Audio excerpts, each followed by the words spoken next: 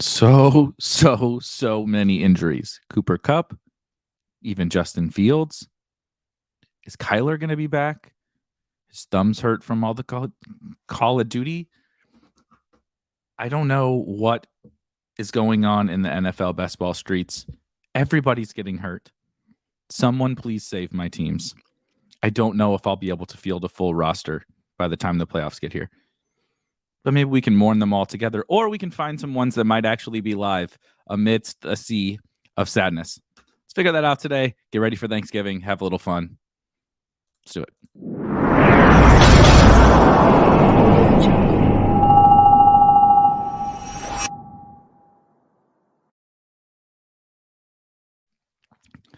Yeah, what an absolute, complete, and utter train wreck this season is becoming. I mean, this is absurdity. I'm sure you guys are all feeling it the same way that I am. Hopefully you avoided some of these disastrous injuries. But holy cow, man, we are really reaching a point where I don't know. I really don't know what good teams look like. I mean, just we've kind of joked a little bit. You know, people will joke throughout the course of the entire season, like, oh, these, you know, if you just have healthy bodies, your team is alive. You know, you can still win Best Ball Mania 3. You just need to have healthy bodies. And like, that was a joke, obviously. You need players scoring points. You need Jamal Williams.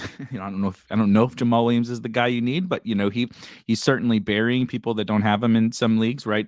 Justin Fields up until this point, we don't know what's going to happen with Justin Fields. We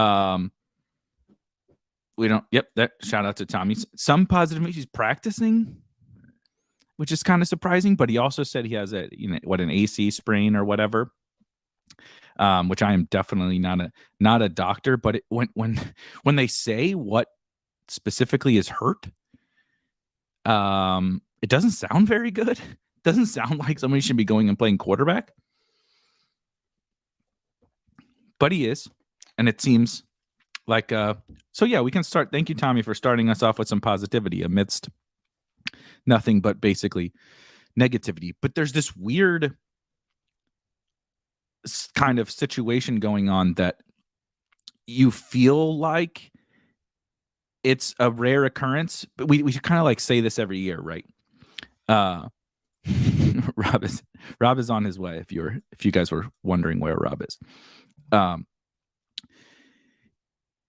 every year we'll get a ton of injuries, chaos, all that kind of stuff.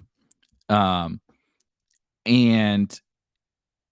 it's like, it feels like it's never happened before. Like this kind of happens all the time, but I'm going to do the thing that everybody does that we kind of like make jokes about. And I don't know, it does feel different. Sending a message. It feels this year more crazy high impact players to me have gone down. So Trey Lance goes down early in the year. Javonte goes down early in the year. Rashad Penny goes down early in the year. Those kinds of ones, that's not great. Certainly not for me. I drafted a lot of those guys. But the difference is that kind of thing, I think, you know, kind of typically always happens. Guys are going to get hurt. There's no question about that. But kind of the way in which, and it's not just injuries, right? We put injuries on the thumbnail. Injuries are the most notable thing. Welcome. Rob is running behind, but whatever. It's a holiday. We'll bring on some special guests. I'm going to directly just come right at you right now and say, you went ham on Najee. You went ham on Zach Wilson. You mentioned that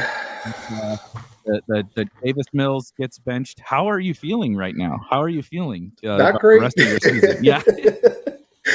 I mean, my whole thesis was those two guys were like studs in the playoffs, and yeah, not great.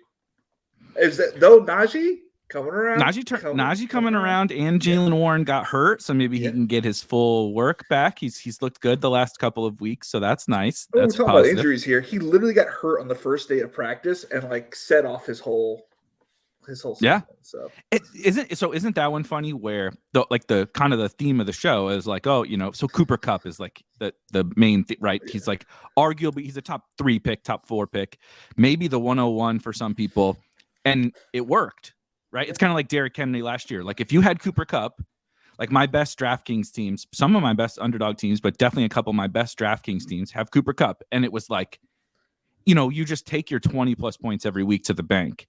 And it's awesome. Yeah. Then he goes down. The Rams are going to fold, right? I mean, it's going to be bad. I think it's almost like Stafford got a concussion. Yeah, right.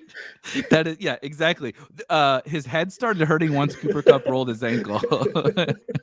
He had to look out there. Yeah. He's like, "Oh, my head kind of. Yeah, I think I got a headache."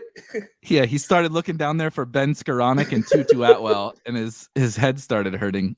But so like that is like like it sucks. Like if you took a stand on Rashad Penny, if you took even like Trey Lance, you took a stand, but right, those suck. Monte, Trey, yeah, those absolutely suck. But like when we get to, maybe I'm just my brain is broken, but I feel like when we get to this point, for you especially, so like Najee starts to turn it around, right? Gives you a little bit of hope. You're like, oh, maybe this, a guy took a stand on who hasn't been great. Right. It's kind of like, so like that'd be like MVS or Gabe for me. Right. They like same thing with Najee. They haven't been bad. They've had a couple weeks, but they haven't been like smashes. And then like things start to turn, and then bam, Zach Wilson done. Probably not going to play another game rest of this year. It feels like, when it happens in week 10, 11, 12 or whatever, it's like that final, it's that final punch to the gut that's just killer. I really think that our team is fucking stacked. Can you pull it up? Can you pull it up? I don't remember if you can. I don't know if you have it. On you. Yeah. Do you have it named? Oh no, I don't have it. Did we draft Najee on that team? Yeah. Are we have Tony Pollard. I don't know. It's your team. Oh, it is. Yeah. It's on my account. Shit. Yeah. Well, let me see. We have Tony Pollard on that team. Garrett Wilson. The team stacked is at the quarterback position is Kyler Murray and Zach Wilson. Oh God damn it! Yeah, and Kyler really needs to come back then. Right. Let me see if I can. Let me pull up and share my screen. Should be able to find it. Darius Toney, who was going to be awesome. Yeah. Let's go to the lineups and see if we can find. This is probably a good example of exactly what I was talking about. Like you start to get. Was it in Best Ball Mania 3? Do you remember? Yeah. Okay. So we had Najee. Dude, you have like 2 Najee teams, so it won't be hard to find. Yeah, exactly. That's true. Let's just search by Najee. Yeah, we got 3 Najee teams. I'm gonna guess this is the best one. Yep. So okay. Yeah. Najee. So we have Kyler. It's in third, 6 points behind. Let me zoom in a little bit. 6 points out. I did update my score, so this should be updated, I think. Najee, Pollard, Singletary, Pierce, Herbert, and Haskins. That's a pretty freaking, even though like Najee has not been awesome, you feel really, I mean, even like I most of my running back rooms are not that good. Even with it being Najee. Hollywood, it was awesome. Gabe has had his weeks. Amon-Ra, awesome pick. Tony, we'll see about the hamstring. Wilson, awesome. Dotson, awesome. Nico also kind of turning it around. Zay, good. Market. Holy shit, this team is good. Can we get into the dance with this team? This is a good team. We literally, if Kyler plays, we're in. Yeah, we just need him. Yeah. We just need him to get on the fucking field. Stop playing video games. Seriously. Literally since Warzone came out, he has not played. He hasn't played. Isn't that like that's one of those where so coincidence? It's so hard to believe. Yeah, exactly. It's like like your brain is like, come on, dude. It's a coincidence. That's just how it works. But like your heart and you're like, you put the tinfoil hat on and you're like, this can't be. Like right. There's no way that this can all come together into one. I will say, are you worried about the Cardinals at all? Like outside of the injuries, Kyler needs to come back. Hollywood needs to come back. They're a mess. If Brown comes back, think about how that offense hasn't been together at all. True. So, I mean, if Marquise is back and you got Hollywood, and then now you have like an emerging, he was emerging until he got hurt, Rondell Moore, but Greg Dortch isn't half bad. Dortch is fine, I think. Dortch is fine. And then you got Max Williams and you got Trey McBride. I don't know. I really do think Zach Ertz. Getting Hollywood and Nuke on the field together. I mean, could obviously be wrong. It could just be the offenses, just Cliff's offenses are just handicapped. But I think it's just side to side. It's like nothing up. Yeah, and part of that, theoretically, I know Hollywood wasn't really doing a lot down the field, but he kind of just took over the Hopkins role. They were like, we don't have anybody to throw the ball to. Can you please just catch a bunch of these, hitches? Yeah. Which is what Nuke does. But it's been like personnel based. We could argue it was personnel based. I don't know if it is. AJ Green, Zach Ertz, Rondale Moore, DeAndre Hopkins, like that, James Conner. There's negative juice. I mean, Rondale has some juice like side to side, but Hollywood's the only guy that can stretch the field. So theoretically, he could come provide that, and you'll have Hopkins on the other side, and they haven't had both. Robbie Anderson too, like just flyers. I mean, he's not. Look, I've never been a believer in that man. God damn, that motherfucker! There was a sense of false hope. He got traded, and you're like, oh, maybe. Nope, it's worse. It's somehow worse than playing with the Panthers. What's that guy who never came back? That was in that just never. Wide receiver who always played with the Deshaun Watson. I can't think of his name. Will Fuller. Yeah, like even if he came back, he's gonna get injured. Like, yeah, he'd be on this list. Yes, he definitely would be on this list. See, I was telling people in the Discord, like, it's a holiday week. Like, let's be I'm having a fucking show where we're talking about injuries. I'm winning that $1 million tomorrow on Rainmakers. I'll tell you that. Yeah. Oh, there you go. See, I like that.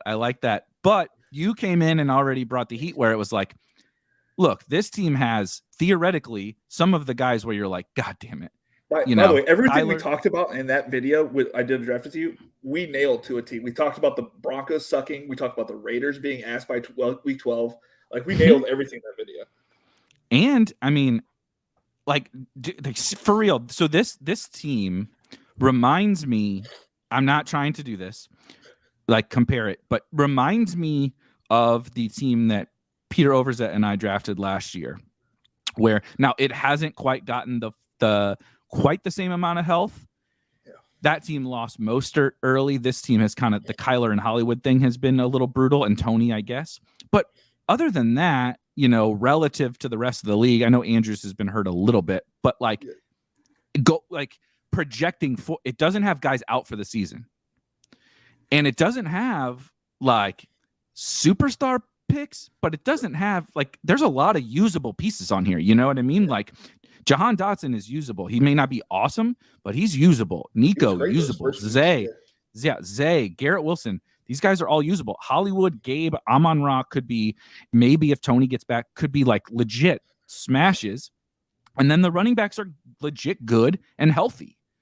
Like, you can't ask for much more than this. And so it's like that team that we drafted was not like the best regular season team ever, but it was like you got to the playoffs and everybody was healthy and you had like enough good picks. And then the next thing you know, you're duking it out in week 17 live as hell to win the whole thing. I'm telling you, Najee is going to be the running back you need week 15. Who do they play week? Who do they play week? Oh, Jesus. Oh, yeah. God. Yeah. So it's just going to be a bunch of Najee teams that get through because he's got like a 30-point week. You know what, Neil? That's not nice. Tommy will take the over. Also, that's very generous of you, Neil, because I'm advancing like 5% right now. It's over for most people. 70%. You draft the average advance rate is 16. Let's call it 17. Oh, well, 17 average this year. Yeah, but that's okay, right? I'm not that high. I mean, if these are I can pull up. This will just be BBM, my advance rate. is 21, so 20.6. So I'm average.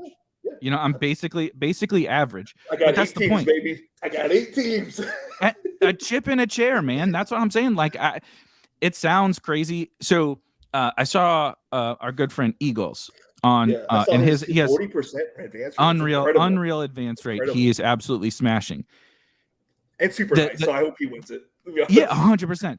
The thing that I want somebody like that to win so bad. No offense to random lurkers or like I hope you're watching. Go ahead and like and subscribe. He sent me a super nice message on Twitter the other day, and I was like, man, you don't have to like say anything nice to me. It's like you just do your own thing. But he's great and very good at this, and I like those kind of people who. Like I don't even necessarily always agree. Like we actually don't always agree on everything. We actually have somewhat different strategies, but like I see where he's coming from, and I like the process of figuring out. Like he's like thinking things. A story, and I like that. Yeah, exactly. And so, anyway, welcome, Rob. We got started without you. Brought in another special guest. It's a fun day. I am gonna get drunk and fat and happy tomorrow. So we're celebrating our dead teams today. We'll talk off stream about you replacing me within 10 minutes of me not being here. Look, I was just here. My little girl's taking a nap, and Charlie and Bree were all shopping. So if you guys need me to go, I'll pass. The power you're of fine. Okay. The power of getting to make the decisions. Rob wakes up at 2 a.m. every morning and was rushing home to be on the show. He's 10 minutes late. I'm like, fuck that guy. Sitting in Boston traffic for 2.5 hours because I took off work today. I was like, I don't feel like going in. I left work 45 minutes early to make sure I was on the show on time, right? Because I leave work every day at 1. I get home usually around 2. I'm like, traffic's going to be a little worse. Let me leave 45 minutes early. And I just got home. So it's crazy. Good times in Boston. Same out here in Raleigh. I left an hour and a half early yesterday. Got home 10 minutes earlier than I normally do. Yikes. 7 accidents on my way home. Yeah. Somebody's broke down in front of my house right now. It's like, can you not do it there? Just anywhere else. Like, just leave me alone. Sick of it. My best ball teams are dead. I have, and you don't want me to win, Eric. You want other people to win. I'm offended. No, you're in that group. Someone like James, someone who takes this seriously, is good at this, and it would be like, I'm not good at this. Great for the industry. Well, I know. Did you see all the fucking MVS you drafted? me and you are gonna be. My wife's gonna kick me to the curb. We're gonna be renting like a studio apartment or something after this season. Yeah, I just started seeing a girl when she finds out how much MVS I drafted. It's gonna be over. It's gonna be over. I'm trying to hide. I'm like hiding my best ball exposures from her. I'm like, you can't see what I do for one of my jobs. Like, it's not this. Don't worry. Yeah, exactly. Look behind door number 1, not number 3. Right. Watch this ghost video. So something James brought up in Eagles brought up in his replied to a thread about his advance rate stuff was basically him kind of talking about, there's discussion about advance rates versus the playoffs and stuff. And I think that I wanted to touch on that because we're kind of at this point where people are like, advance rates are something we're tracking right now, right? I mean, shit, we just looked at mine. Felix just talked about his, whatever. But I think it gets so lost in the shuffle of like people saying, oh, are you an advance rate bro? Or are you, the just give me the one team? And it's like, well, we're all both. Yeah. If I could get 50% of my teams through last year.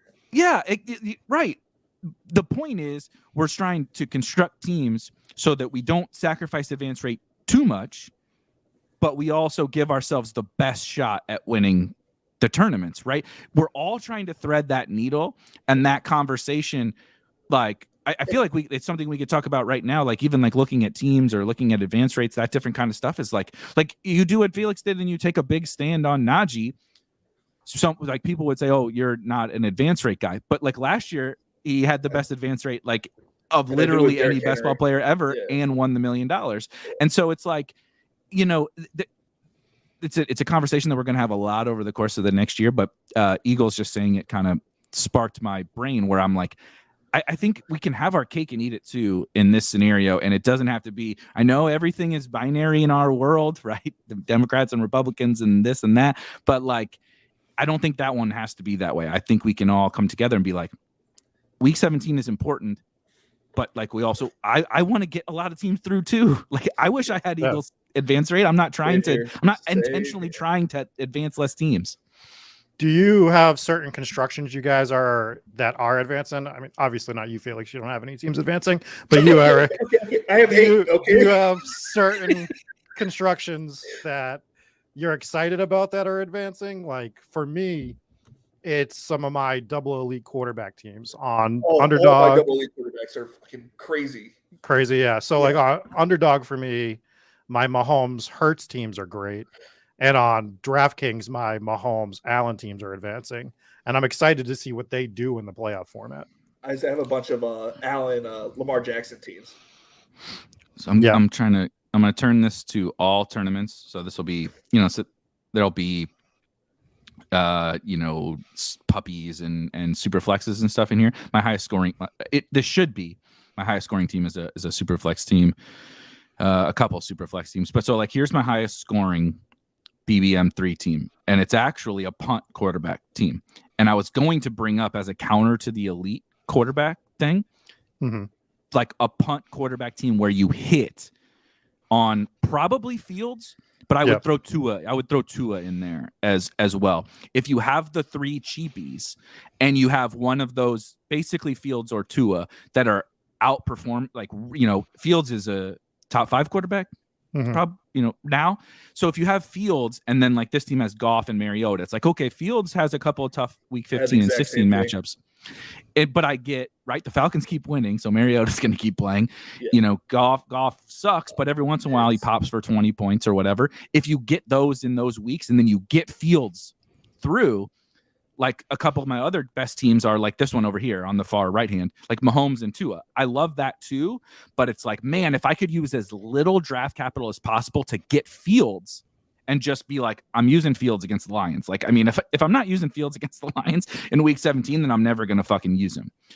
So I think that it's kind of both sides of the coin. Basically, right. I wouldn't want to be in the middle. I wouldn't want to be looking at my Kyler Brady teams or whatever. You know what I mean? I would want to be looking at your the Mahomes, Burrow, Brady, Kirk Cousins, like as one of your 2 mains. Yeah, completely. The conversation we talked about, a couple of weeks ago around quarterback ADP for next year, I think will be really interesting because I'm wondering if there will be this rushing quarterback like Fields or this quarterback like Tua with freaking Tyreek Hill and Jalen Waddle in the 12th round next year, so it'll change the dynamic. But for now, I kind of like the punt guys because that's how you get, I'm sure this team has Kelsey. Like I would almost guarantee this team has Kelsey. Yeah, actually solo Kelsey. So like no backup tight end. But that's how you do that kind of stuff, right? Get this crazy. It's a 3-7-7-1, which is kind of fun, which is the kind of fun structure. Yeah. If you want, I have my Mahomes. Let me pull it up for you. I have my Mahomes, Jalen Hurts teams from Underdog pulled up at the moment. Oh, perfect. And if you look at them, I have 5 of them in Best Ball Mania. And right now there's a 60% advance rate on them. So that's 3. Nice. And the 4th one is only 2.78 behind from advancing. And 80% within 2. Yeah. So you have another. Yeah. Geez. Yeah. So you could advance 80% of Mahomes Hurts teams. That's crazy. And like what I like about that specifically is now once I'm in the playoffs, this is what we talk about in DFS sometimes when we do the DFS show on Sunday. When all of your elites are playing, you don't want to fade them because one of them's probably putting up 40, right? So now I'm getting 2 bullets every week at a 40-point upside. Now I do like the 3 cheap punt quarterbacks as well. I think middling it, like you said, it's something I'm going to be looking at next year as well. I'm not going to middle like at all. It's going to be that Kirk Cousins, Tom Brady range. I was already fading it for the most part. Like, no thanks. We've also go ahead. I was like, do you think quarterbacks are going to go higher? Like elite quarterbacks are going to go higher, so it's going to be harder to pair them up next year? Because that's what my fear is. And anyone that even resembles Justin Fields, any running quarterback is going to get drafted. Is going to go high. Like it's the Lance. What we thought Lance would be. is gonna, so Fields just proved the Lance thesis, right? So like you weren't necessarily wrong for drafting Lance where you drafted him. It's just you ended up on the wrong guy, and everybody buried the Bears.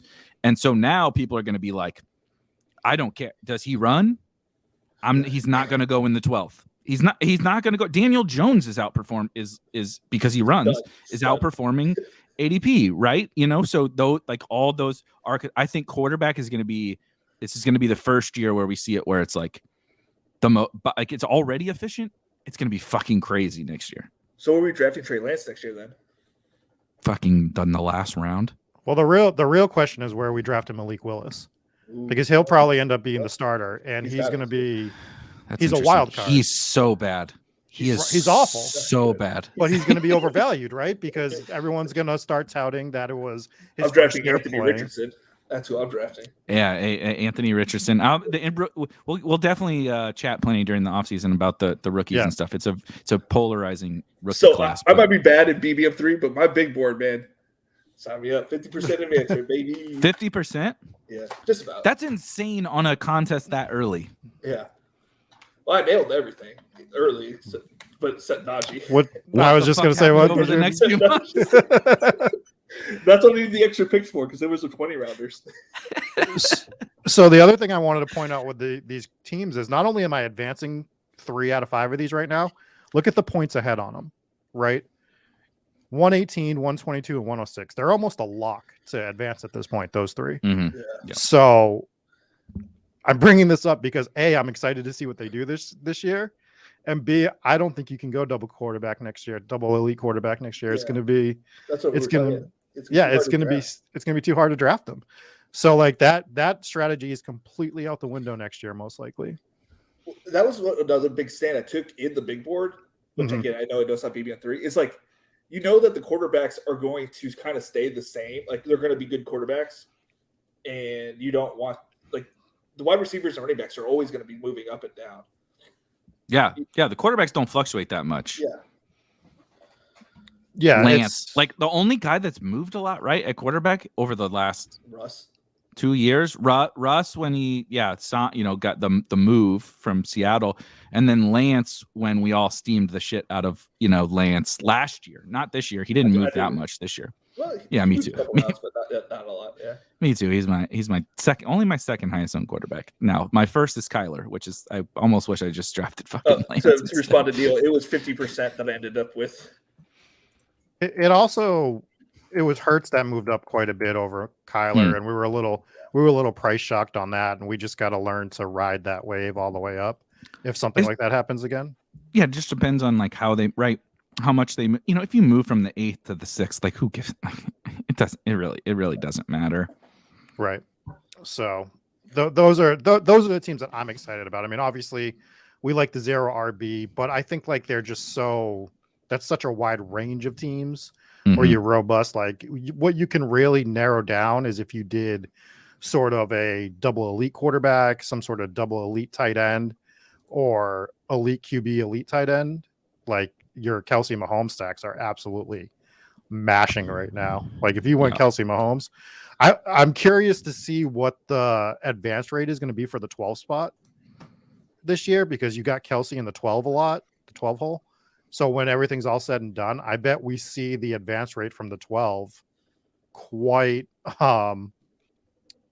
lucrative from what I can gather. Well, just the based back on half that. of the draft is a smash, right? Right. Diggs, Devontae, Kelsey, even Eckler falling. It's so bad, dude. It's so bad. So, I mean, I certainly wish I had more. How many? I'll let you share yours after, Rob, because I'm sure you have more than me. But 3. Sure. I only have three Kelsey Mahomes teams, but one is also ironically a Mahomes Hurts team with Nick Chubb. James Conner, what the? But the other 2 are right there. 0.2 points behind and 25 points behind, despite Dusty Melvin on both, J.K. Dobbins, TDP, Dearness, Trey Sermon. I mean, this one is kind of a mess, but still, like the power of this one has a Dak as the QB2, so quasi 2 elites. but just the power of Mahomes Kelsey, man, is crazy. Yeah. It's absolutely insane. I just pulled up my DraftKings teams with Kelsey and Mahomes, and I just want you to see how far ahead this one particular. I mean, I'm advancing. I have 8 of them in DraftKings. I'm advancing 62.5% of them, which is excellent. But Pretty good. But look at this first team. Look at how many points ahead this first team Holy is. shit, 244 points ahead. Yeah. Yeah. It's not only just the Mahomes Kelsey team, it's a Josh Allen Mahomes team. Nice. So that's a lot of fun. It's not even that good when you look at it, though. Hunt, Ramondre. Yeah, but like those 3-point bonuses, man, on DraftKings are dude, crazy. Those running backs don't feel, because it's not Ken Walker or like Eckler or something like that. It doesn't feel. But like Ramondre, Pierce, Mostert, Foreman are stone cold smashes. Yeah, they've been smashing. And they're like they're not, the RB1 every single week, but God, they're putting up awesome scores when you have Mahomes, Allen, and Kelsey or whatever. Yeah. And then let's get like Amon-Ra, Juju, Garrett Wilson, Nico, R.I.P. Wandale. R.I.P. But I'll pull up. You're a Knox stack with that one. That's nice. Yeah, it's good. It's some fun stuff. I can pull up my. Knox has been underwhelming. Terrible. So but dude, Knox. he's alive. He's alive, and he's on the Bills. If I got a team that's got a chance with him, I'm happy. I got so many teams with tight end. Let's talk about tight end super quickly because it's not as much injury related. Ertz went down, which low key kind of shook up the tight end landscape, which is crazy to say. Just because he was a top 5 tight end, just because he's accumulating 10 points every single week. But tight end is so polarizing now that like we're gonna try to take away big lessons in the offseason. And I'm trying to figure out like what the real lesson is. You know what I mean? Because it can't just be Travis Kelce or bust, but like, how do we construct tight end teams? Like I'm looking at some of my solo Travis Kelce teams, and they're some of my best teams because that extra chip on a running back or that team that had a third quarterback or whatever has been so helpful when I'm just getting my big weeks from Kelce every week. And the problem with Kelce, though, like that worries me, is he's been such a smash all year that it's almost going to be the Mark Andrews effect where there's going to be so many teams that are in the playoffs with Travis Kelce. And what we're going to be hoping for is to get the teams that don't have Kelce advanced and hope for that 1 week in the playoffs, which will probably happen. You can't expect one guy to smash, 4 weeks in a row. And he just like gets that 3 to 7 point game. And then all these Kelce teams die. And the people that had like some sort of Taysom Hill, Noah Fant, Gerald Everett, 3 to 4 tight end team gets through, right? So like that might be something that we come out of the playoffs being like, oh, the lesson here is as much as one player is a smash, it doesn't matter because you only have to fade one person rather than trying to fade 5. Right. Andrews was almost 70% in BBM2 finals last year. The best thing you could have in the finals was a non-Mark Andrews team. Right. Yeah. And I think you had that, right? We had Pitts. He catches a 60-yard bomb and pulls his hammy in the goddamn Buffalo cold. Build a fucking dome, you losers. They can't. So Josh Allen's ready to play for 20 years in the wind. 2 decades. 2 decades. The play style makes sense, right? Like a guy that takes that much punishment, he's due to play for 20 more years. He's not hurt right now or anything. No big deal. Man. So Neil asks, I just uploaded my underdog data to Spike Week last week. Will it auto update or do I need to update again? You don't need to update the teams. So like you don't need to go, there's the process of go to underdog and click to send them to Spike Week. But if you want to update these scores, I think, Rob, if you just scroll up, it should just a smidge right there. If you go to your lineups page and it says right there, update lineup scores, it sometimes it's like almost like just takes like 1 minute to finish. And then it'll be updated. Yeah. Mine was already updated by the time I logged onto the stream and started sharing my screen. So yeah, it's quick. It was a quick process and you get to see this stuff. Like, this is the fun part of this tools, right? You have to be like, how many Mahomes Kelsey stacks do I even have, first of all? And then how many am I advancing? And then it's like, we just saw, it's like, oh shit, I have that one Mahomes Kelsey team. And not only is it advancing right now, it's up by 270 points. I can rest these guys for the next 3 weeks and I'm going to take it off. Yeah. You call up Andy Reid and be like, can you please, God, I don't even need these guys to play. I just need to be there for week 15, 16, 17. Yeah, I just got to play my backups, and that's what. In we're fact, doing if here. you would lose a couple games so that you have to play hard in those weeks, that would be better too. Like, I hope they're not like locked it up by then. I'll even pick up Najee Harris off of waivers to play in the meantime. Like, dude, he's gonna be the guy you need. Nobody's gonna have him. I will have one share. Yeah. So who are there any guys that you found by looking through any of these teams or anything that either you had believed could be that guy you need, right? Or you were like, oh, that's interesting. Like, these are on some of my advancing teams, and there's this guy who is kind of underwhelmed, but could be a guy. I see you're pulling up Christian Kirk. Well, Christian Kirk's my guy, right? Because my 2 wide receivers were MVS and Christian Kirk. I was smashing those 2 guys. And seeing that I have an advance rate of 30% with him out of 56 lineups. That's a lot of teams. If anyone's going to have the Christian Kirk lineup that gets there, it's probably going to be me, right? Like, how tilting if somebody else has it, though. There's 2 things that can happen is if the MBS or Christian Kirk lineup wins Best Ball Mania, I won't be able to stream again because all of this computer equipment is going to be on the streets of Bridgewater, Massachusetts, underneath every large truck that I can find. It's going to be that Bret Hart gif where he's just smashing the computer at ringside the whole time. That's going to be me, and I'm retiring. If somebody else wins it with a Najee lineup, I'm going to feel the same way. You won it with a Najee lineup, though. Like, you can just be like, I have so many lineups this year with it. If someone else wins it, I'll be silly. Yeah.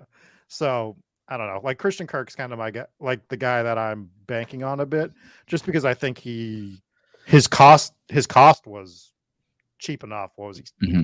Started off like 10th round. I was getting him or something like that. 10th, 9th round. He kind of moved up to the 7th, but the upside we're getting from that player in that spot, when I have 56 out of 150 with him, we're advancing 30% of teams. We're within 20 of advancing 39. Come on, man. Like, if anyone's going to do it for me, it's going to be Mahomes or Christian Kirk.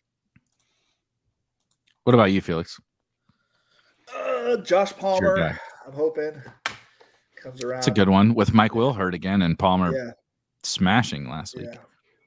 Again, I don't have too many advancing teams. So it's not hard to find. I have a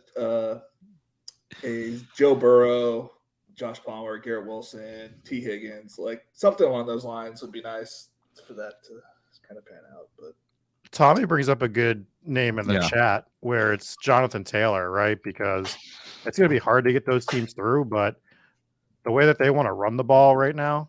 So I only have 1 out of 5 Jonathan Taylor teams advancing at the moment. I have 0. Which makes sense, which clearly was an auto draft team as well. I mean, how else do I have Mahomes, Lawrence, Jameis Winston, and Matt Ryan on the same team? Well, you're getting unique. Yeah. What if Matt Ryan's the guy you need? then we're good. But that team's advancing.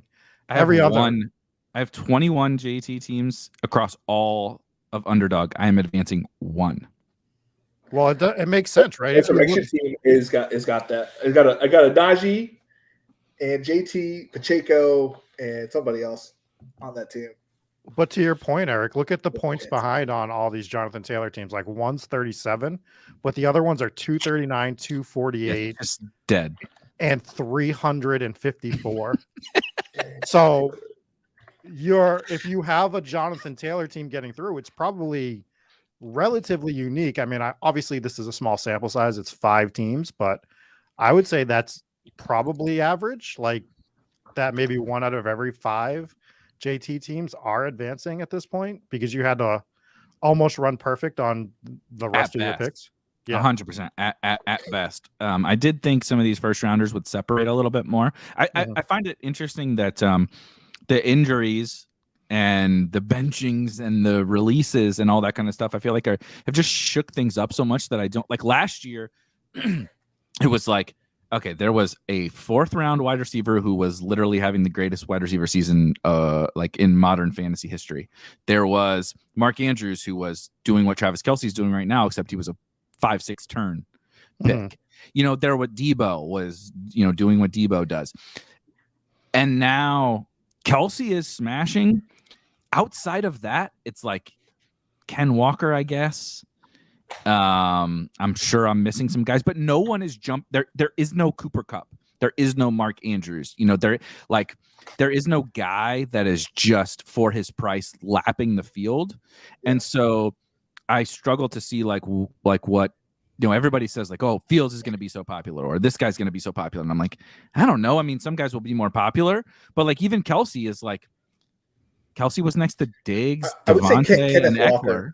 Kenneth Walker is probably... He's got to be the guy, right? Yeah. I think. Yeah, I tracked Ramondre, him too.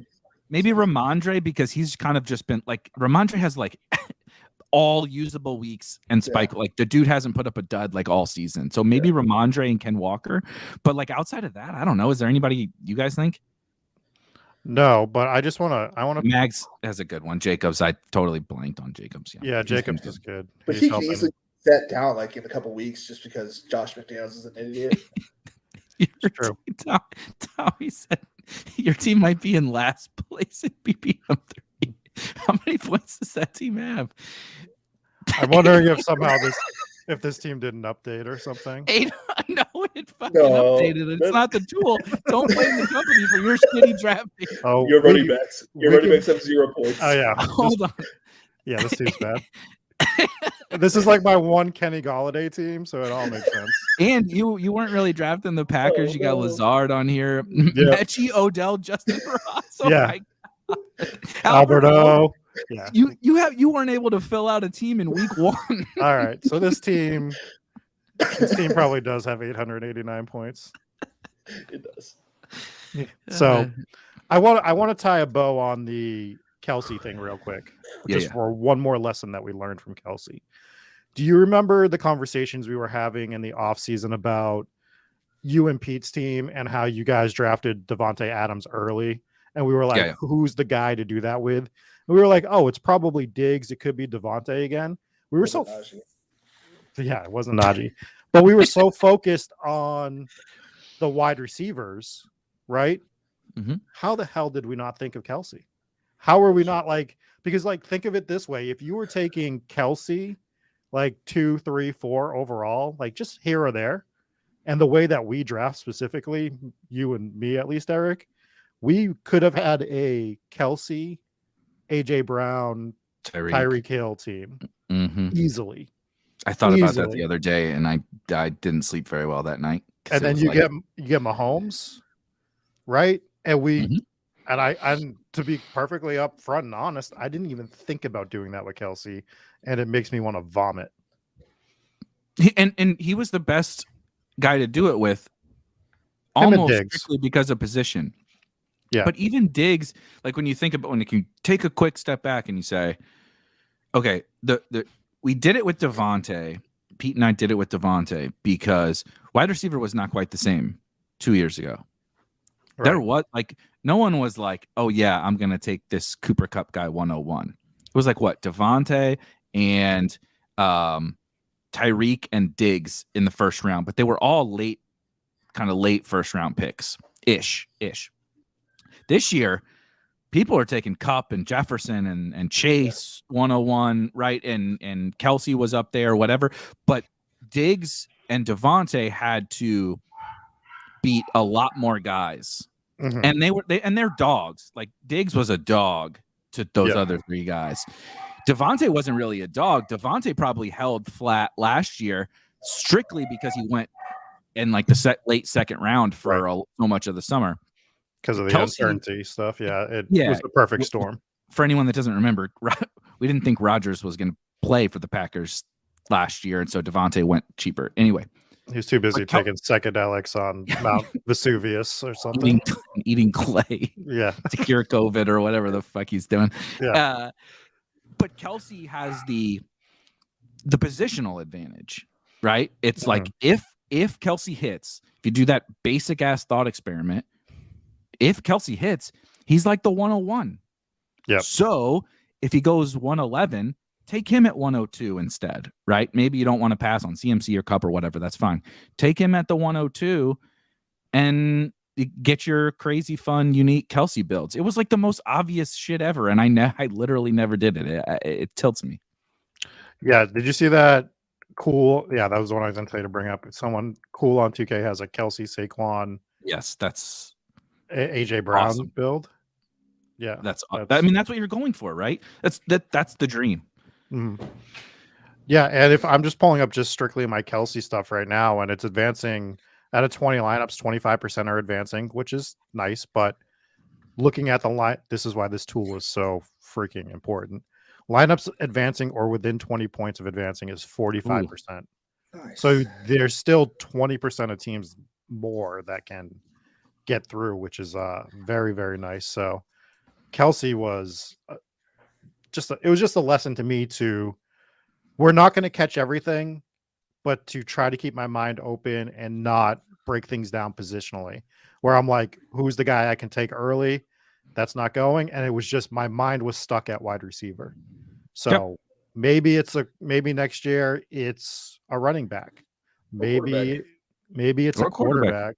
Maybe you just fucking take Josh Allen. Like, I'm not saying that's the case, but No, depending upon ADP, it could be. We don't just know. Draft the best players. Those conversations are going to be like super important, I think, next year. Going to be a big conversation. We're going to have to pray to the wind gods. Please let it be 30 miles an hour every week in Buffalo. Yeah, exactly. That's how we win. Adam Sandler GIF. So Mags says, I was pulling up because he said the Devontae Kelsey teams were the nuts at the 1-2 turn, and I do agree, but also had remembered getting some a little bit more on DraftKings, but on Underdog getting some Diggs Kelsey teams, and I feel better about those. Even though Devontae has smashed the last couple of weeks, like the Raiders are in the toilet, and I don't feel very good about that. Week 17 matchup, man, that just seems so good. I know. And so obviously this interestingly enough, so I have three of those teams. Obviously one's in the puppy, but like to Rob's point, it's like, okay, I'm advancing too, but the other one, this one is outscoring the puppy team. It just happens to not be advancing. It's behind by 16 points. And you got to feel pretty good about Pollard, Gibson, Rashad White, James Robinson. You know, Zamir and Eno or so Hilliard, whatever. But then to have Diggs, Gabe, the rest of the wide receivers are okay, and Kelsey and McBride is like, I don't know. That's a pretty good team. And it's only not advancing because Kyler's been out the last 2 weeks. Right. And this team's Tannehill definitely missed advancing. one. Yeah. Tannehill missed one if Kyler starts, right? So I took a 0 at quarterback, I think. It's the only reason you're not advancing that team. So yeah, that's the nuts. I'm looking at mine. I only have 3 in Best Ball Mania. One's advancing, but one of the other ones is close. One of the other ones is complete dead. And the one that is dead completely goes to the point we were making earlier, where the quarterbacks are on that team are Aaron Rodgers, Kirk Cousins, Trevor Lawrence. So yeah, you middled. We middled it, and that's what happens when you middle it. We need to make convictions going forward. I already make convictions a lot. We've seen some of my ownership percentages. Felix, we know Felix. Yeah, Look, I took big stands everywhere, and it's like, but look what it did for you last year, though. Yeah, that's what I'm saying. Like, I feel the thesis of the taking stands is the right for me, the way I like to play. I just think I just got some of the players wrong. If Najee had been Diggs or CMC, you know, think about all my teams would have been on the other spectrum. So it's like, yeah, I got Najee wrong, but he literally got hurt on the first day of practice. What the fuck was that about? You know what I mean? Like, yeah, it is. I mean, it's the same conversation. People sometimes don't like it when you compare best ball to DFS because yes, it's not the exact same game, but in terms of a strategy, yeah, I went 100% last week DFS on Najee. Yeah, I cashed people out do it all the time. The best DFS players in the world do that shit all the time, and so it's not the same. So if you want to say, look, I don't want to do 80% or whatever, and you can't physically get, I mean, you got the most on one player that you could probably even like feasibly get. You actively tried to take him in every draft, and you still couldn't even get to 90%. So like the most, a normal human can get is probably, 60% on one player. Let's just say that. Yes. Roughly. Right. If you're, just that's how drafts work, right? Yeah. That's just how draft works. So like you can't even physically take as big of a stand as you might even want to, like you would on a DFS slate. And it's like, it feels worse to the human brain because it plays out over the course of, we start drafting in April or whatever, May for the BBM, and we don't get paid out until 2023. So it feels bad when you're like, well, look at you, dumbass. Like if I drafted 80% Trey Lance, like, you're an idiot. You're a bad best ball player. It's like, well, what if I did the 80% on Justin Fields? Right. Am I the best ball player ever? Yeah. No. But like, there really is no difference. It's just a strategy on taking stands on certain situations, just like you would in DFS.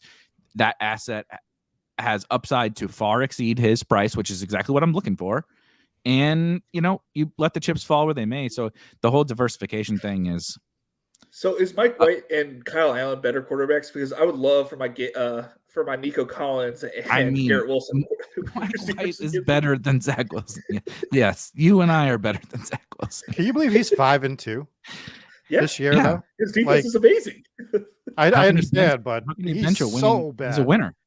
He's big old winner. Bad. Like he's like the worst. He's one of the worst quarterbacks I've ever seen. He's really bad. He's Peterman-esque, right? He's like Nathan Peterman on steroids almost. It's just he doesn't throw interceptions. He just doesn't throw completions to anybody. Well, he throws it to the ground. Yeah, correct. Yeah. It's sickening to watch. It's like, if this guy's on my TV again, can't do this anymore. To go to the percentage talk, the people that are like telling you how much like percent you're supposed to have of a certain amount of players per round is the most vomit inducing thing I've ever seen in my life. I can't handle it. Well, I want to have, at least 6% of everybody from round 1 to 2. And then I'm going to go to round 3 and 4. And then I'm okay if you go up to 14%. And then if we go to rounds 9 and 10 and we get about 30%, then we're going to be in a good spot here, guys. And it's just like, what the fuck are you talking about? Like, just like, it's so made up. Yeah. It doesn't matter. It does not matter. It's the worst argument there is on this. It's the Gabe Davis argument again, all over again from this year. Everyone that was arguing against Gabe Davis was perfectly happy taking Mike Williams in the second round. And they are the same player. They are literally the same player. And they're arguing against one and taking one even earlier. Also, those slapdicks were perfectly happy taking Brandon Cooks and Allen Robinson. Right. Like I'll never forget that. Like I finally got so sick of the Gabe discussion that I don't remember if it was a poll or something. Anyway, I'm like, we're just gonna close this out with, if I'm not allowed to draft Gabe in the 5th round, which one of these guys am I supposed to draft? Right. And it was the Allen Robinson and Brandon Cooks, and like, it's shit, like literal fucking shit wide receivers. And every reply was always there was a couple guys that actually should have been, now looking back, and I can't remember who it is, but anyway, every reply was Allen Robinson. Of course, he's on the Rams now, he's awesome.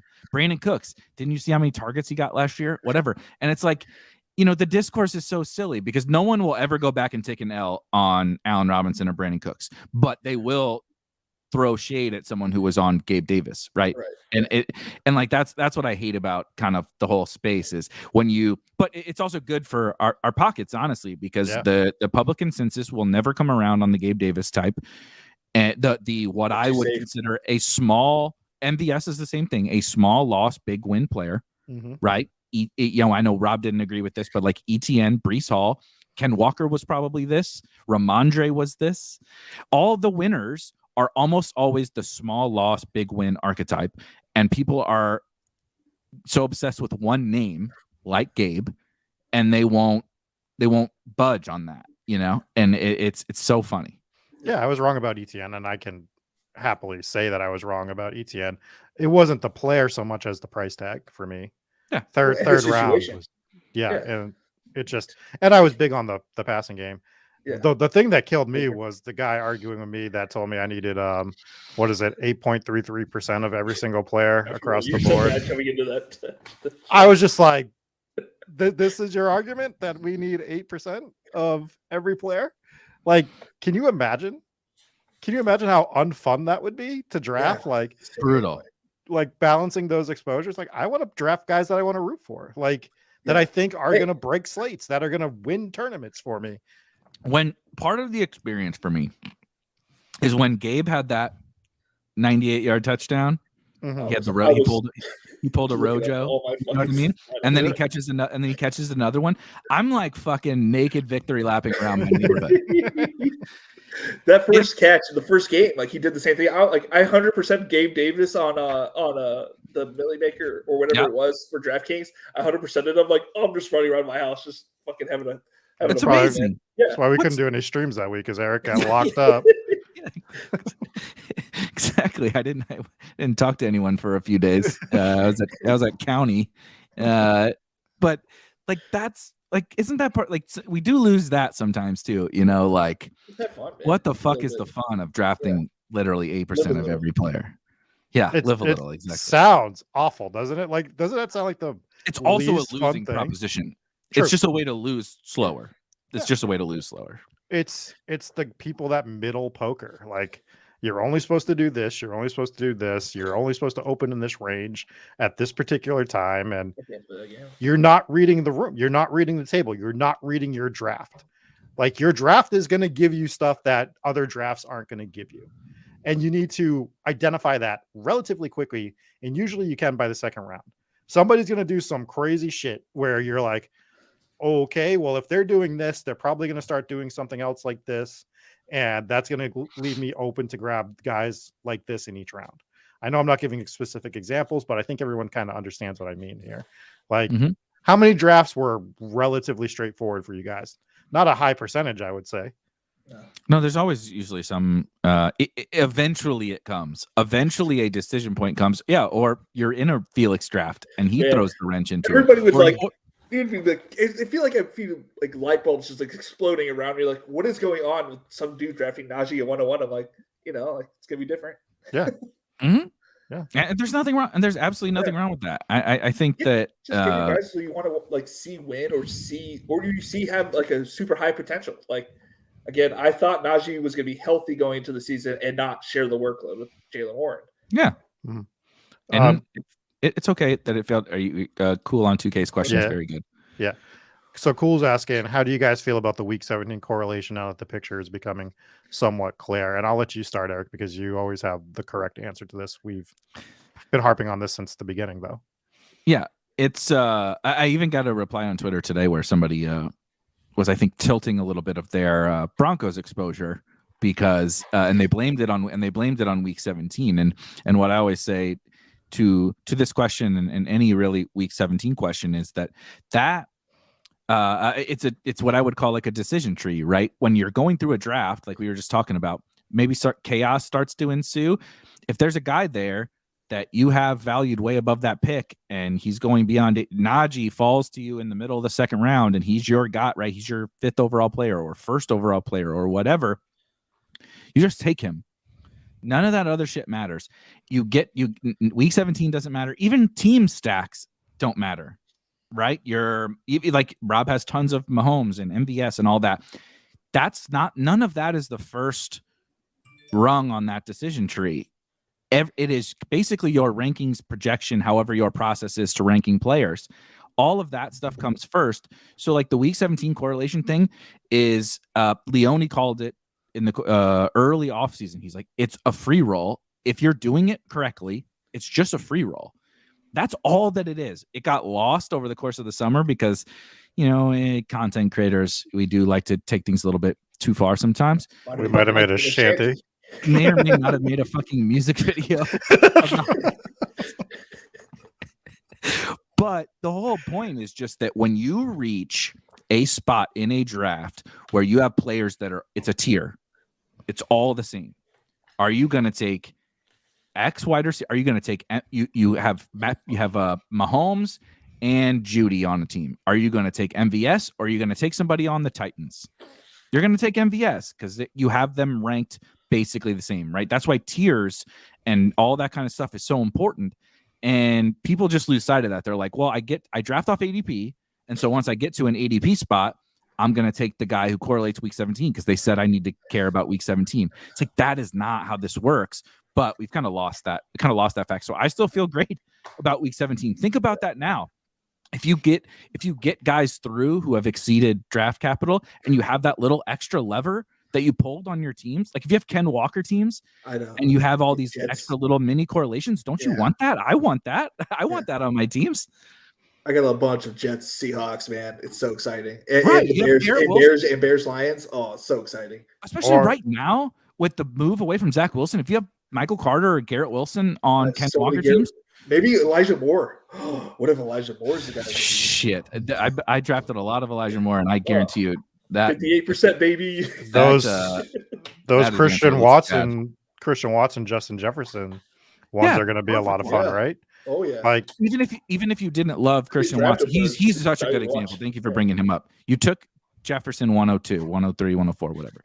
Mm-hmm. You get to the 14th round. I'm just making up numbers, and there's this tier of all these wide receivers. And you're like, I don't know. They're all in the same tier for me. Take Christian Watson on that team. You don't have to have a bunch of him. I only took him a few times. But he is on some Vikings teams and stuff. And it's like, it's just this little extra boost that you get to your win probability. It's tiny. It's absolutely tiny. But do it on the right teams. And that's all that really matters. Yeah, I'm trying to see if I have any Watson, Justin Jefferson teams. I do, and it's only 8 points behind from advancing right now. Nice. It does. It's Lamar. It is one of my few Trey Lance teams. It's also a Javonte Williams team, but it's got Jefferson. It's got AJ Brown. It's got Gabe Davis, Brandon Ayuk, Garrett Wilson, Christian Watson. Like that's a fun team. Mm-hmm. Tight ends are Higbee, Fant, Hill. So you got that trio, and Lamar can definitely be a guy to carry the team for me. Oh, yeah. You know, Rashad White's on that team, Damian Harris, Kareem Hunt. These are all guys that can do something for me on this team. They can get this team through. I have a Justin Jefferson team. I only have 14 of them in one of the big BBM3. My quarterbacks in that team, Zach Wilson, Davis Mills. Oh, good. Yeah. To be fair, Lovey said he's not going to announce who the starter is, even though it came out that Mills isn't starting. He doesn't want to give away the advantage to the Dolphins, as if those motherfuckers didn't have a massive advantage. The Dolphins could not give two shits about the Texans. The Dolphins are already scouting next week. I don't know who they play next week. The advantage is already so big. They don't give a shit if Kyle Allen's starting. I can promise you that. I haven't even looked. That's who the Dolphins have this week, and isn't Tua like 6,700 or something like that? Yeah, the only hope is that it's all Jeff Wilson and Mostert. Yeah, which was a good Matt Cool on 2K did mention as like a kind of like league winner or a heavy playoff ownership type guy. I just don't think he got drafted enough. But I will say, if you have Jeff Wilson teams in the 18th round, buddy, those are good. I have one. I don't think I have one more on DK. Davis Pang. Where you get to 20 rounds, I got more Jeff Wilson on DK. Not that I probably have a lot, but I mean he's over there. I'm hoping for a Connor injury for Keontae Ingram. Yeah, I mean Keontae's not dead. It's so funny right now, where we've had all these injuries and we feel like either certain guys are dead. What they are: Cooper Kupp, Kyle Pitts. Those guys are dead. But we also have the opposite side where it's like, we think we know the guys who have now benefited from the injury or the trade or the cut or whatever. But like last year at this time, we didn't know that Rashad Penny was the guy. We didn't know Amon-Ra was the guy. We barely knew that Amon-Ra was like this. Yeah, like, he was playing. Whatever, yeah. He's like Jahan Dotson right now or something like that. Where like I still think David Bell, man. With Deshaun Watson coming back, he pops in as like the slot receiver. All of a sudden, like, all right, I need to call a timeout. We need to discuss Mags. He said he took a stand in the late round. He took 38% AJ Green. Oh, Mags. But he also took 32% Jeff Wilson, which is This Crazy. is a huge W. This is a massive L. Look, I took a huge stand on Colin Johnson last year, so Okay, Colin Johnson at least was younger than the age of 40. Yeah. Think about how Colin Johnson would be this year if he would have been on the Giants. If he knew how to play football and was good. Is he hurt? He's hurt again. He tore his ACL in week 3 of the preseason. God. Yikes. So Tigers brings up a good point too. I don't know how much we want to dunk on Mags for that AJ Green. It's fun. We love you, Mags. Thank you. But your Jeff Wilson exposure is literally one of the best decisions I've ever seen anyone make in best ball. Your AJ Green exposure is one of the worst. So I don't know. It's the yin and the yang of best ball. That's how it goes. Sure. That's really absolutely how it goes. So Tiger says it doesn't matter how poorly Denver has played. The Chiefs could absolutely find themselves in a Week 17 shootout. I'm just hoping it makes Broncos more unique in the championship round, which is a great point. Well, shootout as in it's not going to be 50 to 40. But Sutton, Judy, Dulcich, what could have been Melvin, but basically one of the wide receivers / Dulcich could absolutely be a guy you maybe not need, but want to have in Week 17. That's still totally in the range of outcomes. It could be one of the games that Denver scores 3 or 4 touchdowns, right? And if they Chiefs defense isn't amazing, it's okay. The Broncos defense is more of a concern than the Chiefs defense. I mean, the Broncos defense being good and the Broncos offense being bad are the concerns. I think MBS could easily pop off Week 17 just because Patrick Surtain takes away Juju or fucking better Kadarius. Yeah. And Bradley Roby's on the other guy. Nah. That was the consensus of the play. We were just waiting for Week 17 with MVS. Yeah. We only need it for 1 week. 1 week. That was the whole consensus of the play. Are we playing him in DFS every week too? Maybe, but that's also the consensus of the play. I hear you. This is a best ball channel. You can go to the other channel where people don't know that we drafted him this much in best ball when we talk about him. Yeah, it's good stuff. On the Sundays that we go together, we just start talking about our best ball players that we want to pop off. We're like, what do you think if this guy does something? Or just we're just doing little rain dances to make it happen in the background. Please let MVS not drop another touchdown pass. Or I do love when the best ball people show up to the Sunday morning show, and I'm like, I can't even hide it at this point. I'm like, I'm being honest. I literally never it's the only way I know how to be. But when I like Gabe, it's do these people believe me? Or when I say that I think Gabe is my favorite tournament play of the week, are they like, this motherfucker talking about this dude again? I listened to him talk about it for 6 months. And he hasn't done shit all year except 1 week. And now again, you're touting this dude again, MVS again. Although I have 100% fucking hit rate on MVS. Gabe, not so much. Yeah. MVS in DFS has been really good. One of these psychopaths showed up to the NBA show on Monday night, and I make little cameos throughout the shows on Monday night. And one of them noticed that I was on the show and wanted me to start talking about best ball bad beats in the middle of an NBA show. And I'm sorry, guys. Roto Grinders will fire me if I start talking about best ball on the NBA Daily show. Show up to the next RG NBA show that Rob's producing and get him to do this. Yeah, so I know you're here to talk about NBA, but Marquez Valdez-Scantling. Let's talk about him this week. 10 minutes on him. He has that power. For anyone that wants to know, you can spam the chat. I know he has that power to just kick the guys off. I do have that power. It's a great power to have. I disrupt those shows enough as it is. I had Dino doing history lessons. I made him tell me everything he knew about the dancing plague of 15-18 in the middle of a 8-game NBA slate the other night. And Dean is great. Dean is an awesome host. Dean, honestly, if we're going to be completely honest, I think Dean is the best host in the DFS space. He's so good. Bar none. He's so good. He's so good.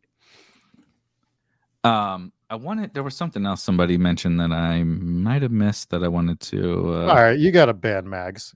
So he did AJ Green, Randall Cobb, and Jeff Wilson. Mags, what are we doing, buddy? I mean, one of them was literally such an awesome pick, and it made sense. and I'm obviously now it's working out even better than you probably could have imagined with Jeff Wilson. But goddamn, what? Someone help me out with the point Max, of let's try some Cobb rookie receivers and some young guys next year. Let's get them out of the womb. Like got these guys that are. How old? What's the combined age? Don't look it up. What's the combined age of Randall Cobb and AJ Green? You think? 63, 64, maybe. 59. I'll go over. I'm gonna Hold go on. 59. 59. No, they're both like in their mid 30s. You dumb fucks. 64 seems right. 64 feels good. Randall Cobb is 32. Okay. AJ Green is 34. No way. Yep, 34. Yeah. 66. I was close. 66 64. years old. 69 was the answer. I thought Cobb was 30. Imagine not knowing 69. As Dark Sheep. Yeah. That is. Come on, Mags. We gotta think about young players in the future here. I do. Potential. Oh, so this was the question I was going to ask you to bring up next. Awesome question. Yep. Which is thoughts on drafting D-Hop and D-Hop teams advancing.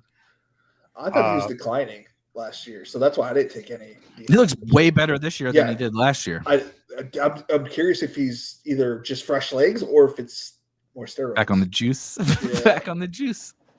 Damn, there was a quote from one of the DBs today. I saw that. Yeah, I don't respect him. I don't respect him. He's a steroid boy or something like that. I was just like, damn, you're about to get dunked on all night by D-Hop this week. You are about to get like smashed. Like, way to wake that sleeping giant. Yeah, with Chase Daniels throwing the football, or not Chase Daniels, Colt McCoy. Kyler's gonna be back this week. I swear, if he was back, too young and talented. It was so good. It's a great quote, Mags. Also, yes, they both went in the top 5 as one of the best wide receiver classes ever. So I have my AJ Green. I mean, not my AJ Green. God, we were talking about AJ Green. I have my D-Hop. So, about to say, you have 11 AJ Green teams? No, I do not have 11 AJ Green. Yeah, I was like, you're not allowed to shit on Mags with 11 AJ Green. No, these are the D-Hop teams. I took him 11 times in Best Ball Mania. I thought he was a fine pick where he was. You were, a lot of people thought it was too soon. And again, it's like, so what? You wanted him a round or two less than what he was? I don't care at that point. Like, I'm just going to take him some. So I didn't go like crazy overweight on him.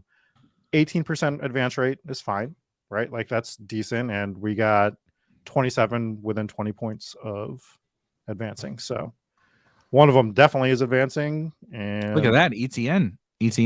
Can you scroll down? I want to see the first team. Mahomes, Tua, ETN, Singletary, Rashad White, Jamal Williams. Cooper Kupp. Cooper Kupp, Tyreek, AJ Brown. This team is fucking killer if Cooper Kupp was healthy. Wow. So Burks, or if he's like Justin Jefferson or something like that. So this team clearly was drafted early. Oof. Right. Yeah. But those losing Patrick and Mechie don't even matter. No, not with those wide receivers. Not if Kupp wasn't hurt, right? Kupp, Tyreek, AJ Brown, DeAndre Hopkins, MVS, and Treylon Burks. Who gives a shit who the other guys are? Right. And then you get Everett, Ingram, and Brevin Jordan, which is like kind of a construction. When did I draft this team? Can I ask really quick to interlude? What the fuck is going on with Brevin Jordan? He's not active. They signed what's his name at the beginning of the season. OJ Howard. And then Lovie Smith is just why'd they hire him? Like, he's a terrible coach. Oh, you need a fall guy. guy. Howard. Jordan Akins, OJ Howard, and Quentin Tarantino's nephew or whatever. And Brevin Jordan's an amazing pass catching tight end. And isn't this the time you see, even if they clearly don't like him, this is when you see whether or not because you can cut him in the offseason if he's really that bad, but give him the chance over Jordan Akins. What are we doing? And he's on. I keep seeing him on a lot of my good teams as my tight end too, and I'm just like, God, at least let him play. He's not going to produce probably, but I would at least like to have an opportunity to catch a lucky touchdown. Nope.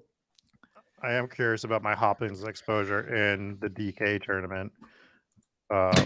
In the least surprising news of the day, Mags has 23% Hopkins.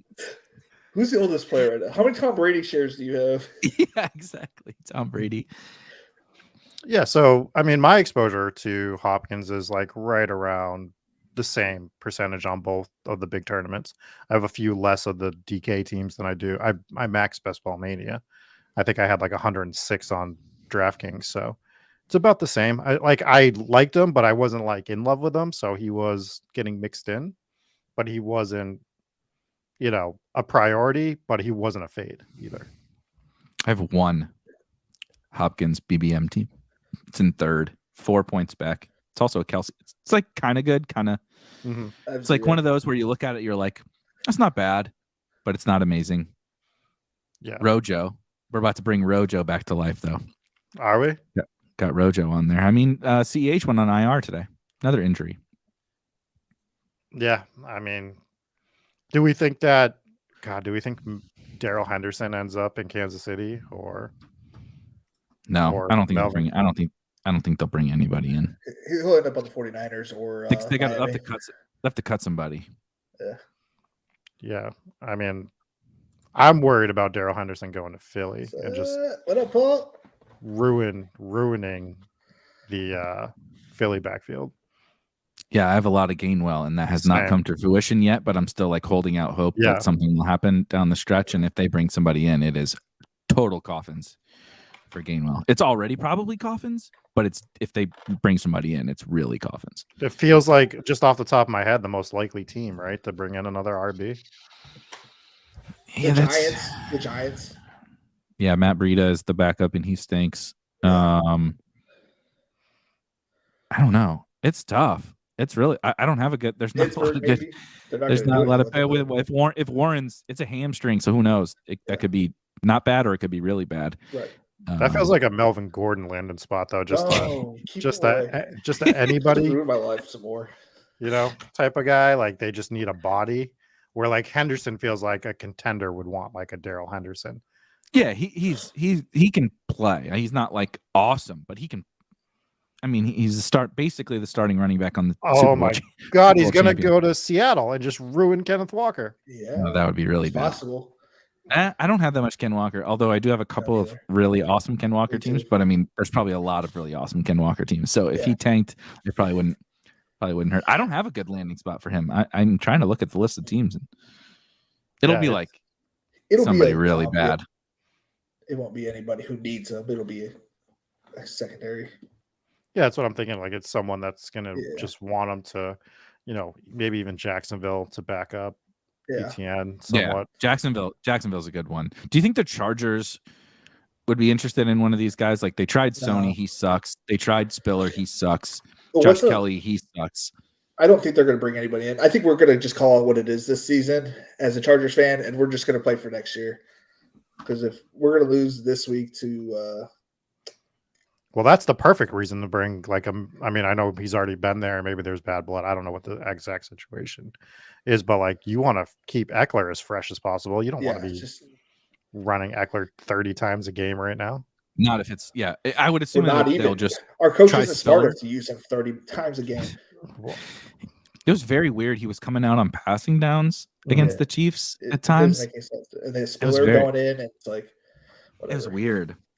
It doesn't make any sense. He's the smartest dumb person I've ever seen in my life. Staley?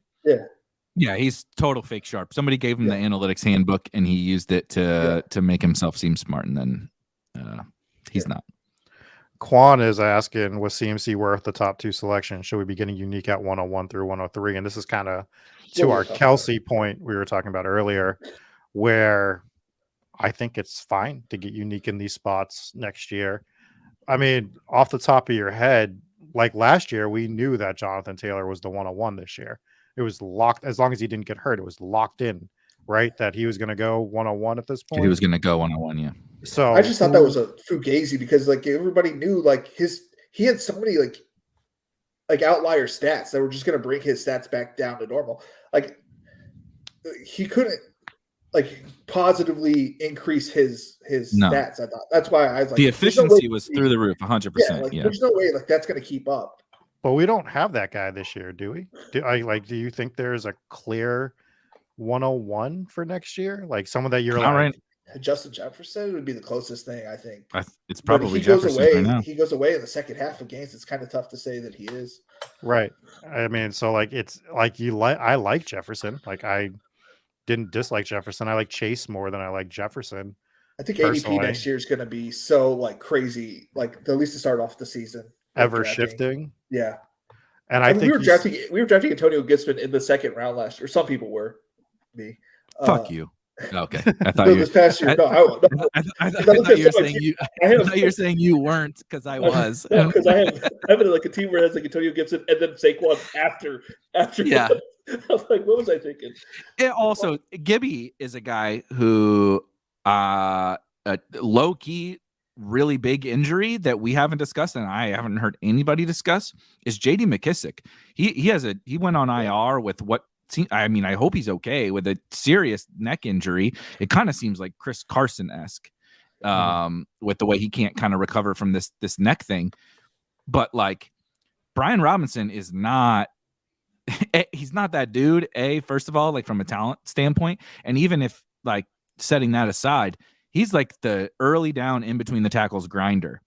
Gibby, and he was so bad on Sunday against the Texans, Gibby kind of like took most of the work because he's just more explosive. Now he's going to get that pass, right? The whole thesis of last year was that if he either earns it or something happens to McKissick, Gibson's going to get that passing down work. And he's so explosive and so talented that we're going to see the upside.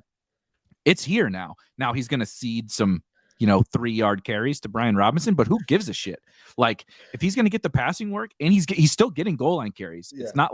It's not binary. Like he got a goal line touchdown last week. He's getting goal line carries this past week. He's getting third downs. He's getting passing work. I think Gibson is like a low key guy you really want to have on your teams right now. If you bought that dip, remember that, Brian Robinson was the starter. You bought that dip where Gibby really fell. I think those teams are set up really nice. So the game that I faded most for week 17 was probably the Washington-Cleveland game. And man, that game started to look more and more juicy every week. The Browns defense fucking sucks. Yeah, and so does Washington defense. Well, they're getting Chase back, but like Amari or DPJ or Bell or Njoku or something look a lot better now than we probably thought they did before. Yeah, my stats are skewed on that because of how much Dearness Johnson I have. Yeah. So it looks like I have a lot of Washington. Whatever you were selling, I was buying, Rob, because I was after you started telling me about it, I had so much in drafters. He's been completely worthless in that. I have so much in DraftKings. Worthless? Does he have a carry? But everything makes sense, right? Like it all of it made sense up until the trade deadline. It did. Like we thought Kareem Hunt was gone.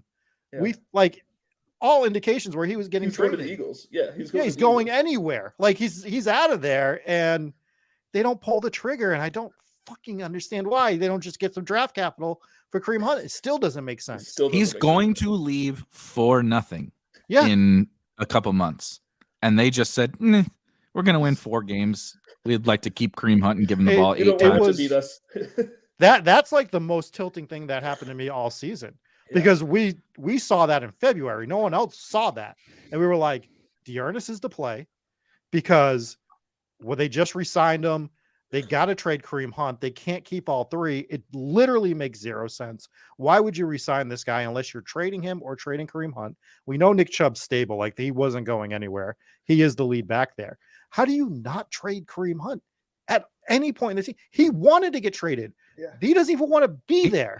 Didn't he request a trade? Yeah. When they were going to practice against the Eagles, then like it all made sense that he's going to the Eagles. It clicked in Kareem Hunt's head when they went to practice the Eagles. He was like, this is better than mine. I think I want to be on that team. Yeah. Like literally it all added up. And like the Browns are just the most inept organization in the league. Like that they can't even pull off like a simple, we have back 1B that we can get rid of for some capital. We have someone that is an adequate replacement on the team that can take, 25% of the snaps so that we're not running Nick Chubb completely into the ground, and they don't do it. And then of all things to happen, they play the Miami Dolphins on the week me and Eric are doing the NFL DFS show.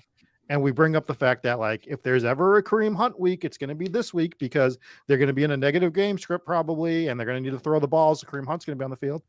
And you know what they do? They don't even play Kareem Hunt.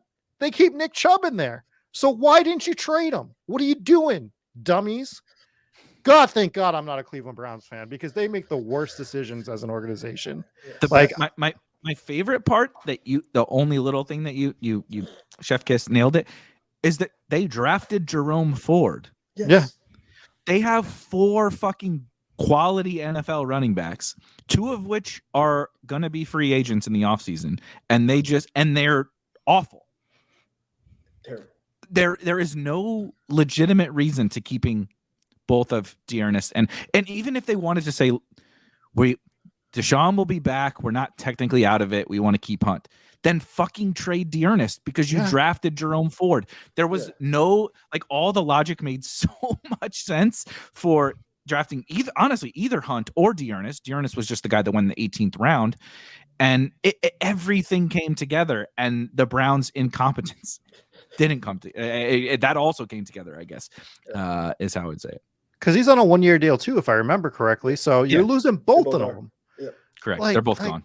Jesus God. Like somebody's gonna pick up obviously Hunt, but Dearness too. Dearness is a good football player. Yeah, he's gonna come to New England and get buried here. Like that's just what we do here. Kevin Harris, man, poor guy. Probably didn't want to get drafted there. Oh my God. I just want to. People are bringing good questions. I'm down to keep chatting about some of this stuff. If you guys are down to keep chatting about this, sure. Hasn't come and yelled at me yet, so I'm good. Perfect. Sag says, what stack will be the most steamed stack last year? As an example, I felt that Herbert, Allen, and Williams were a difficult stack to get, definitely because of the draft capital. That's a good one. Who would be those Chargers? It's going to be ASB, Jameson Williams, and Bryce Young. No, it's going to be who Paul brought up when we were talking about the number 1 overall. It's going to be the Dolphins stack. It's going to be Tyreek, Jalen Waddle, and Tua. Where does Tua go in the quarterback? Well, it's going to depend how fourth round, 5th round, which is disgusting. Like that is insane. But that's what it's going to be. If Hill and Waddle are there, and Tua is the quarterback, you have to draft. Like it just makes sense. If you don't have to have the quarterback, right? But like, if you're going to try to get both of those, it kind of makes sense because Gesicki's going to be gone after this year. Yeah, I don't think you're going to be able to get a Hill Waddle stack next year. It's going to be I think it's already going to be very rare. It's it's the $600,000 Pokemon card. It's going to be extremely hard to get because Hill's going. Well, Tyreek's a first rounder for sure. Top 3. He's going to be a top 3 pick. It'll be Hill, Jefferson, and insert running back that won somebody week 17. It's going to be harder than the Bengals too. And McCaffrey probably. It'll probably be McCaffrey then. Yeah. It'll probably be like one of those 3. Yeah. So it's going to be harder than that Bengals wide receivers. What about this one? It's a good one. What about because AJB will definitely be up there. Hurts will definitely be up there. Yeah. Devonta is the guy that would be he would be the equivalent to one of those Chargers wide receivers, I guess. That it's not the same where AJ's definitely the number 1 and Devonta's the number 2. The Chargers didn't have that, but it would be kind of whatever equivalent, right? To Allen Robinson, right? Cooper Kupp was in the first round, and then we just pulled Allen Robinson up because it was a good offense into the 5th round. Yep. Even though, and Devonta's much better than Allen Robinson, but that kind of ADP landscape. Yeah, that's roughly what that's going to be. So it's going to be a little easier to get. Dolphins are going to be tough. I still think the Bills are going to be real tough. Yeah, I don't think you're going to get Diggs at Allen teams are going to be impossible. I think. Yeah, you're not going to have Diggs Allen teams. Both first rounders. Yeah. So that's never going to happen. So, and if by chance they're both available, like at the 1-2 turn, everyone and their mother is going to take them at the 1-2 turn. It's going to be the Chargers thing at the 2. Like, oh, you drafted Keenan and Mike Williams and Justin Herbert. Congratulations! All of your teams look the exact same as every other Keenan and Mike Williams and Justin Herbert team. Yeah. Wasn't taking Herbert at all, obviously, based on the Mahomes exposure. But I like that Quan asked, since we have Felix on, Nico Collins was his late round, go-to guy. Who do you think it would be next year? No, if you could go back, who would I think next year? Oh no, I read this wrong. If you could go back, who would be your speculative? Oh yeah. So set aside Nico, who is coming on and looks like a good late round pick. Yeah, I still But if you think could go Nico back, is- if you could go back outside of Nico, who do you think you would look for in the late rounds? I mean, but see, the thing with Nico was that he was going undrafted in other leagues, and so am I supposed to be saying who I think is going to be next year? No, this like year. if you could go back and say The Nico. other than Nico, if you could get two guys, you could get Nico on every team, and you could get insert another player that was available in the late rounds. Who would be your Nico's dance partner? I mean, if it's kind of tough to tell because I don't know what time period because I was just going to say it really depends where you're talking. Josh Palmer was like my guy when I was drafting at 120 when he was going at 160. George Pickens would have been a great pick because he was going so late. Like that was Damian Pierce when he was practically going undrafted at the beginning of the offseason. 60%. The reason why I'm advancing so many teams in the big boards because I have Najee Harris, but then I also have Damian Pierce in all of those leagues. Yeah, Damian's carrying Najee to the playoffs just as you planned. just how I thought it through. Dude, his college highlights were still the best to watch, man. I mean, Jamal's an easy one to to say late. This is a good one from Andy Duvernay. He's kind of been shit in the bed lately, though. But like if we were projecting forward, I mean, if he has a big game without any of those wide receivers, well, his stats have been going down. But he's given you what he needed to give you as an 18th round pick already. Yeah, you're already happy with what you got from Duvernay. Like he started off. I mean, you'd rather it be in a late week, but he's still producing. He still produced what he needed to. Cool asked, does Mahomes cement himself as the unquestioned QB1? He's been head and shoulders above the other elite guys. Everyone's going to Allen, right? Like Mahomes is my number one, just based on the offense, based on what we know they're going to run there, and also based on draft position, because he'll still be a round to 2 rounds behind Josh Allen. Always, Probably if the Chargers bring in a receiver one in, I would mind Herbert personally. I don't mind Herbert. It's just I don't lump him with. He's just not outside. Mahomes and he doesn't run. We just got our offensive line got decimated in the first couple weeks, and it's then Keenan Allen went out week 2. Mike Williams then went out, and we're looking for Palmer and Eckler, and that was it. Yeah, he broke his ribs. There's a lot of excuses for him this year, but that offense still is not the Kansas City Chiefs. Mahomes is Allen's great. Allen's a really good player. Mahomes is still the best quarterback in the league. Yeah, we're seeing it every year, and people are still hesitant on him. So I like him the best because I'm still going to get that round discount on him, probably second round now. But everyone's going to go Allen just based on the rushing and everything. Yeah, and Allen has those weeks where he runs for 2 touchdowns and throws for 300 yards and whatever, and that is mesmerizing. And I'm not saying it shouldn't be, but Mahomes is still the best real-life NFL quarterback in my opinion. Yeah. And next year, the offense is only going to get better. The reason why they traded Tyreek Hill was to get out, to give themselves some financial flexibility. Justin Ross, baby. Great. But so another year of Sky, MVS will be back. We'll see what they do with Juju. Tony will be there. They'll probably bring some more juice in there. They'll probably bring some more running back juice in there. The offensive line is good. So I mean, Mahomes is just awesome. And he'll never, because it's just kind of like in DFS a projection thing. Mm-hmm. You can't, no matter how many yards you want to project Mahomes for, you can't project him better than Allen because of the rushing. And I'm not saying that you should, or even necessarily that you should take him over Allen. But when you then get the discount off of him, it's like, sometimes it's like, just give me, I think Mag said it, just draft the best players. It's funny, last week or 2 weeks ago, had a show that was kind of like, that's kind of true. You know, there is flaws in talent evaluation, particularly in the middle. But there's no questioning Patrick Mahomes' talent, right? Same thing. Travis Kelce, whatever. Ken Walker is a great example. No one questioned Ken Walker's ability to run the fucking football. We question the Seahawks. And so it's at the end of the day, at cost, when you factor in talent, it's sometimes just take that good football player. I like Brandon Cooks. He's a fine, ancillary piece on an offense. But when we're elevating Brandon Cooks, to the 5th round solely because there's no one else around him, and then we're pushing down whatever Jalen Waddle because he has target competition. It's like, I don't know, Jalen Waddle's just a lot better at football than Brandon Cooks, so give me that dude, you know? Yeah. So your play the best plays thing is kind of funny. I did a puppy draft where I picked the guy at the top of the queue for the first 15 rounds, and it has 1,413 points, and it is advancing by 70 points right now or so. Jesus. Yeah, like I just wanted to see what it would do. Like I literally just tapped the guy at the top of the queue. It's Mahomes somehow. Like that's not even a joke. That's hard to believe with your Mahomes obsession. Matt Ryan, Joe Mixon, Travis Etienne, Josh Jacobs, Devin Singletary, James Cook, Keontae Ingram, Jalen Waddle, Brandon That's a good Ayuk, running back room. And getting better. Cook and Keontae coming on. Yep. Tim Patrick, Jarvis Landry, David Bell, Tolbert, Beckham, Paris Campbell. Wide receiver room's pretty garbage, but Kelsey, Hawkinson.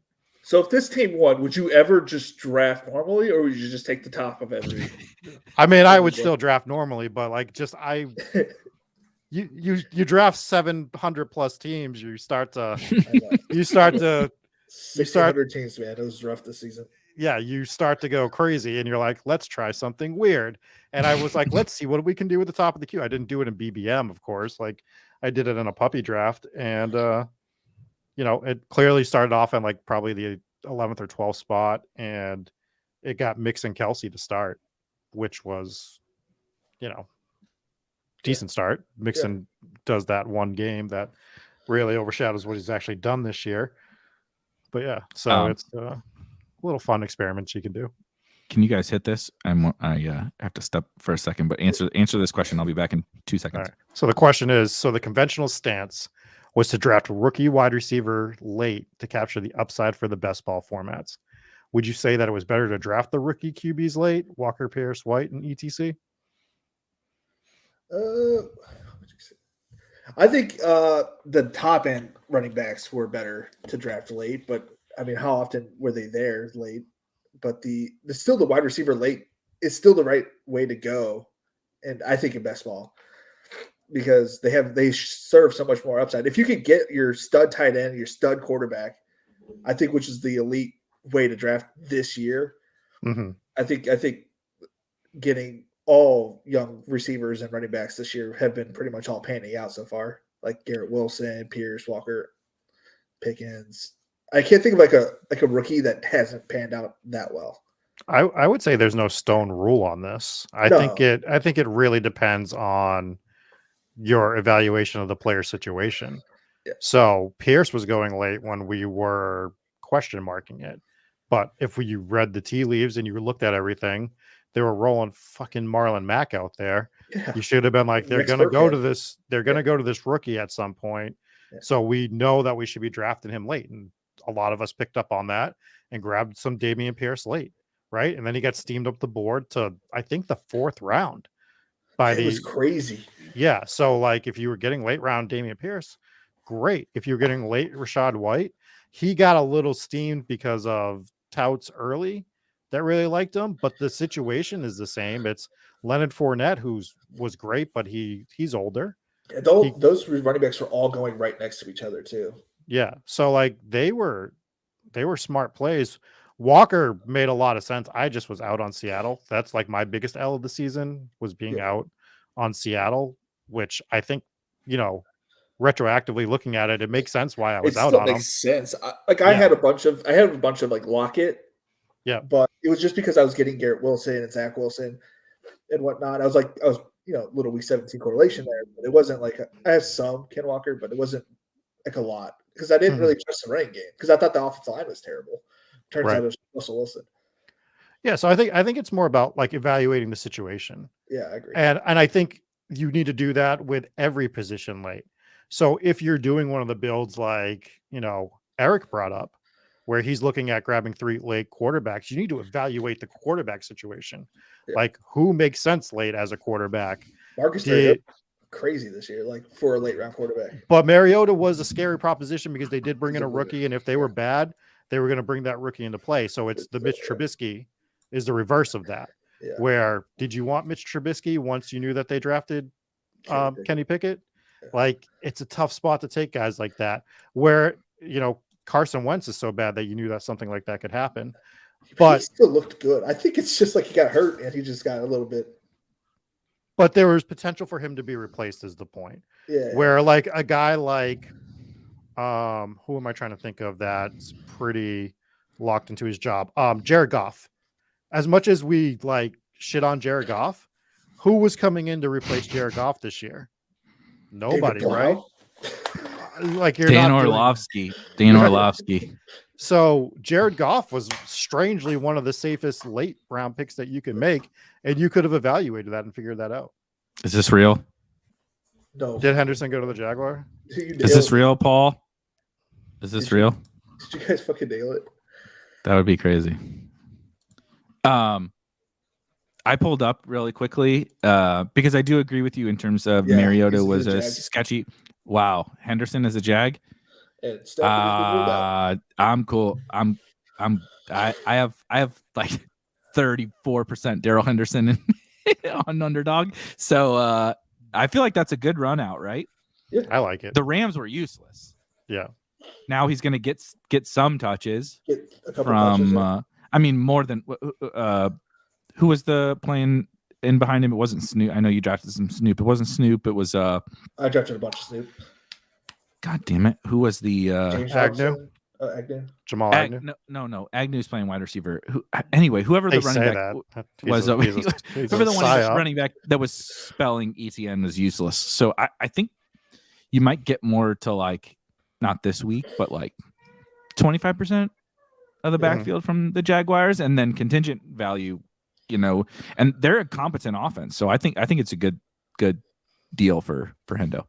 But anyway, I was pulling up Mariota really quickly because I just wanted to, if we run into this situation again, which we probably will, there's going to be bridge quarterbacks all the time. Yep.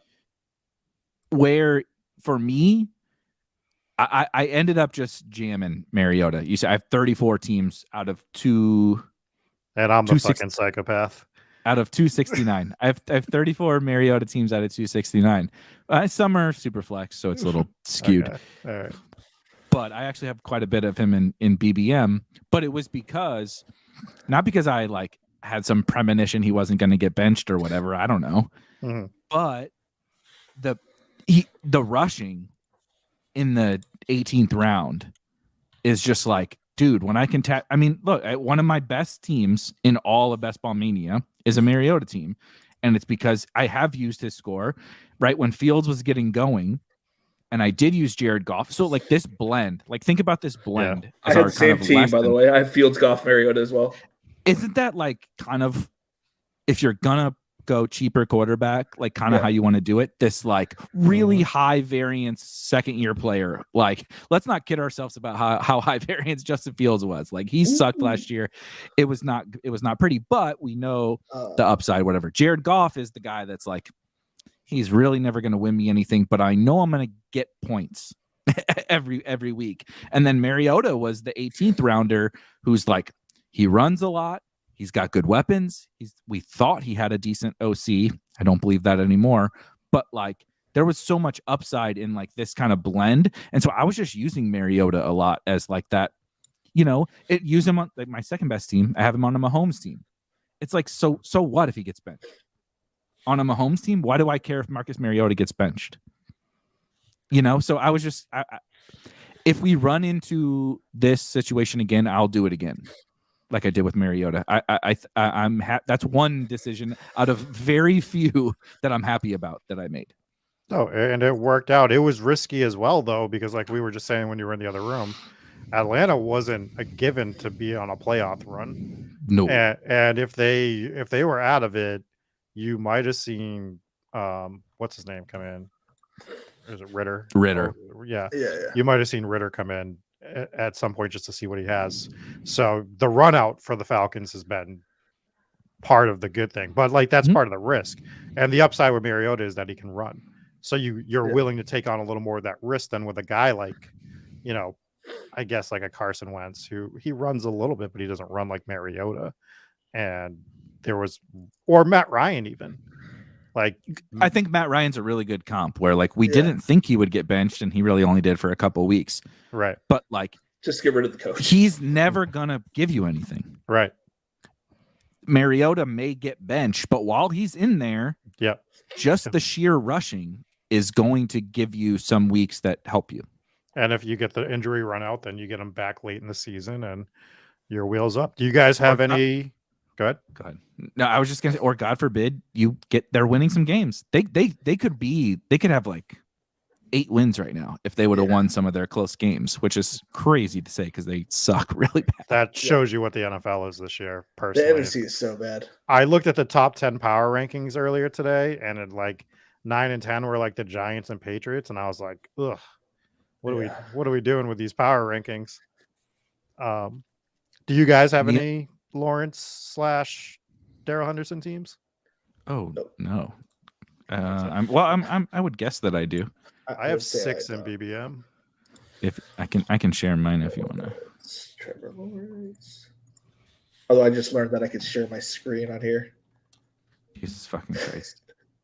Have you streamed before? I've never shared my screen on somebody else's stream. I've only been a guest a few times. So Gotcha. I have one lineup on BBM. It's not going well. 9. I have 9 of them, but it's not going well. One that has not very good running backs although maybe we'll get another P Ryan usable week to help get us through here, but no. I'm impressed that you have 9 of them though. That's pretty fun. I have 6 in BBM. The 33% advance rate. These are just all dead. I have some fun ones. Holy shit. I'm approaching Rob's status. 325 points back. Hey, if you're gonna be dead, you want to be dead. Yeah. Like yes. you took a swing on that team and it just I like to look at those teams sometimes. Trey Lance, Trevor Lawrence, JT, Gibby, Hendo, Hines, Herbert. There's not one usable week amongst those running backs, I don't think. AJ Brown, Deontay. Can we talk about Deontay? You want to talk about us overdrafting Brandon Cooks and stuff? Holy shit, Deontay has been bad. Did you were you drafting him? No, I have Deontay. I probably have more Brandon Cooks than I have Deontay. I have 0% in BBM. Oh, wait a minute. 11 teams out of whatever 300. I have one Deontay Johnson team, and it is advancing. Unbelievable. Which is amazing. I have It's Lamar with 1 advancing. It's Lamar, Lawrence, Josh Jacobs, Pollard, rest in peace, Rashad Penny, Rashad White, Jamal Williams, Raheem Mostert. So other than Rashad Penny, we kind of hit running backs. It's got Jamar Chase, Mike Williams, Deontay Johnson, Christian Kirk, Garrett Wilson. So and Mark Andrews is on that team. It's true, Mags. This is why we draft the olds. We got to draft the olds. All right, what do we should do a puppy draft next year where we're not allowed to draft anyone under 30. We did, dude. Didn't we do that in the hot dog draft? Oh, did we do that? Oh, if it was depending on how many hot dogs we ate. Yeah, if we didn't eat a hot dog in the round, we had to take an old person, and we couldn't even do that because I couldn't think straight. I had so many hot dogs in my tummy. Have you eaten a hot dog since that stream? Fuck no. Me either. God no. That was awful. How often did you guys eat hot dogs before that? Because I don't ever eat hot dogs. It's I don't like it. It's not often, but maybe like once every 3 or 4 months, maybe I would have like some hot dogs. That's crazy. I haven't had a hot dog in years. Well, I probably won't have a hot dog in years now. Yeah. You know how painful that stream was? I can't even imagine. I mean, I heard it.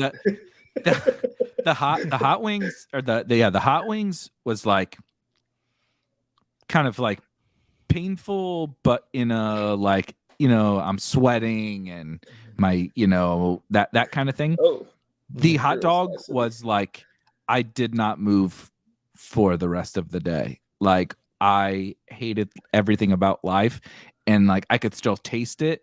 And like, so this is for anyone that ever wants to enter a hot dog eating contest in the future. Wait, are we on my screen right now? Yes, we're on your screen because I was gonna have you. I was gonna have you share some teams. We have to look at this advancing right now, dude. This is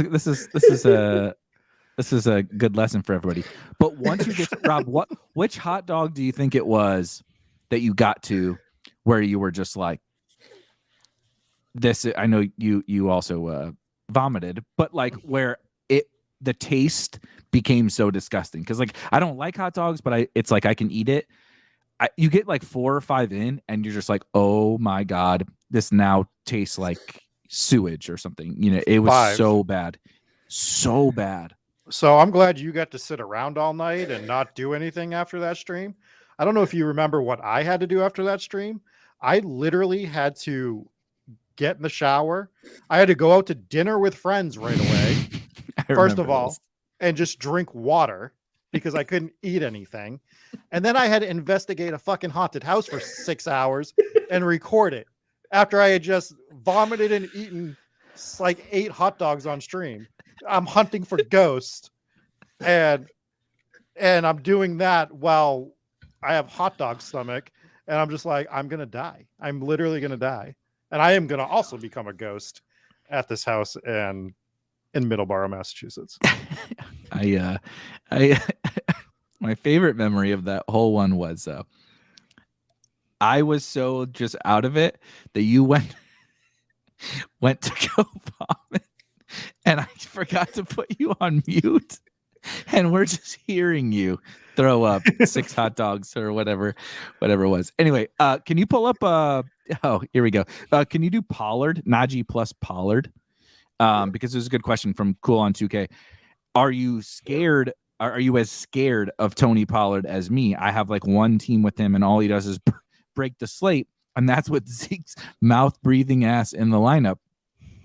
I am not scared of Pollard because I drafted a good clip of Pollard, so he's one of the guys who I'm like excited for down the stretch because not because of what we saw 3 weeks ago and 2 weeks ago. Because of what we saw this week, not even just the results. They came out and said Pollard was going to get more work than Zeke, and they did it, and he crushed. And like, if he had gotten more work and like it didn't go awesome, you know how these teams and these coaches are. They would have went right back to Zeke, but he smashed, and it's like now is like Pollard emergence time. I feel awesome about Pollard. While you're pulling those up, Pollard, I was too underweight on him. I only drafted 7 Pollard teams in Best Ball Mania, but there's a 71% advance rate for me on those teams. Like Pollard is a smash. So Najee Pollard is a 23 advance rate, which is like 2 teams, I think. I guess 3. Yeah, Okay. It's got to be 3. Let's see. Points. Josh Allen, Lamar, Najee, Dylan, Pollard, CEH sucks, but Dameon Pierce, Hollywood, Garrett Wilson, Rondale, Nico's good, Pickens good. Dude, did you see that drop by Pickens this week? Yeah. The amount of money like that cost me a used Kia in DFS, and I'm so fucking I'm seriously still so tilted about it. I played on the afternoon. I played the old Pickett to Pickens stack. Did you play Pollard that week? Mm-hmm. Okay. On the afternoon, I did not play my main. I actually made money on the main slate because I'm not a total chalk donkey, so I didn't just play all the dusty chalk. My team wasn't very good, but the afternoon should have been like. I mean, I played Pickett to Pickens, had T on the bring back, had Pollard, had all the smashes, Freiermuth, and he dropped that touchdown, and that hurt. I made my biggest mistake in DFS this week that I've ever made. I was too busy trying to tell Erik while he was on stream that Tony Pollard is the play. And you were right. I was wrong. And I do usually the double spy and the $100 single entry early. Got those all set, made money on those. And I multi-enter on FanDuel. And I got my lineups all set. I got my export ready, and I never exported my teams and did that on FanDuel. So luckily I only played 25 in the millie, But Oh, I no. played the same team 25 times, and it was just like a shell team, and it did nothing. And I would have had a high exposure to Pollard as well on that. So sickening. But you guys had me on this week because Najee actually did something this week, so that was really nice. Yeah, boosted your advance rate up to 5%. Dude, you should see how bad it was like 2 weeks ago. It was really bad. It was very bad. Felix, did you not know this was the outcome this year? Did you? Look, I play either I'm first or I'm last, right? So this has been 2 years of proving that point perfectly. Yeah. But again, Najee is facing the Panthers week 15, and he's going to be the guy you need. Yeah, just no one's going to have him. This is what it's come to. Week 15 guy you need. That's all I need him for. The week that I lost all of my teams last year was week 15. So, like, if anything, that's all I should be playing for this year.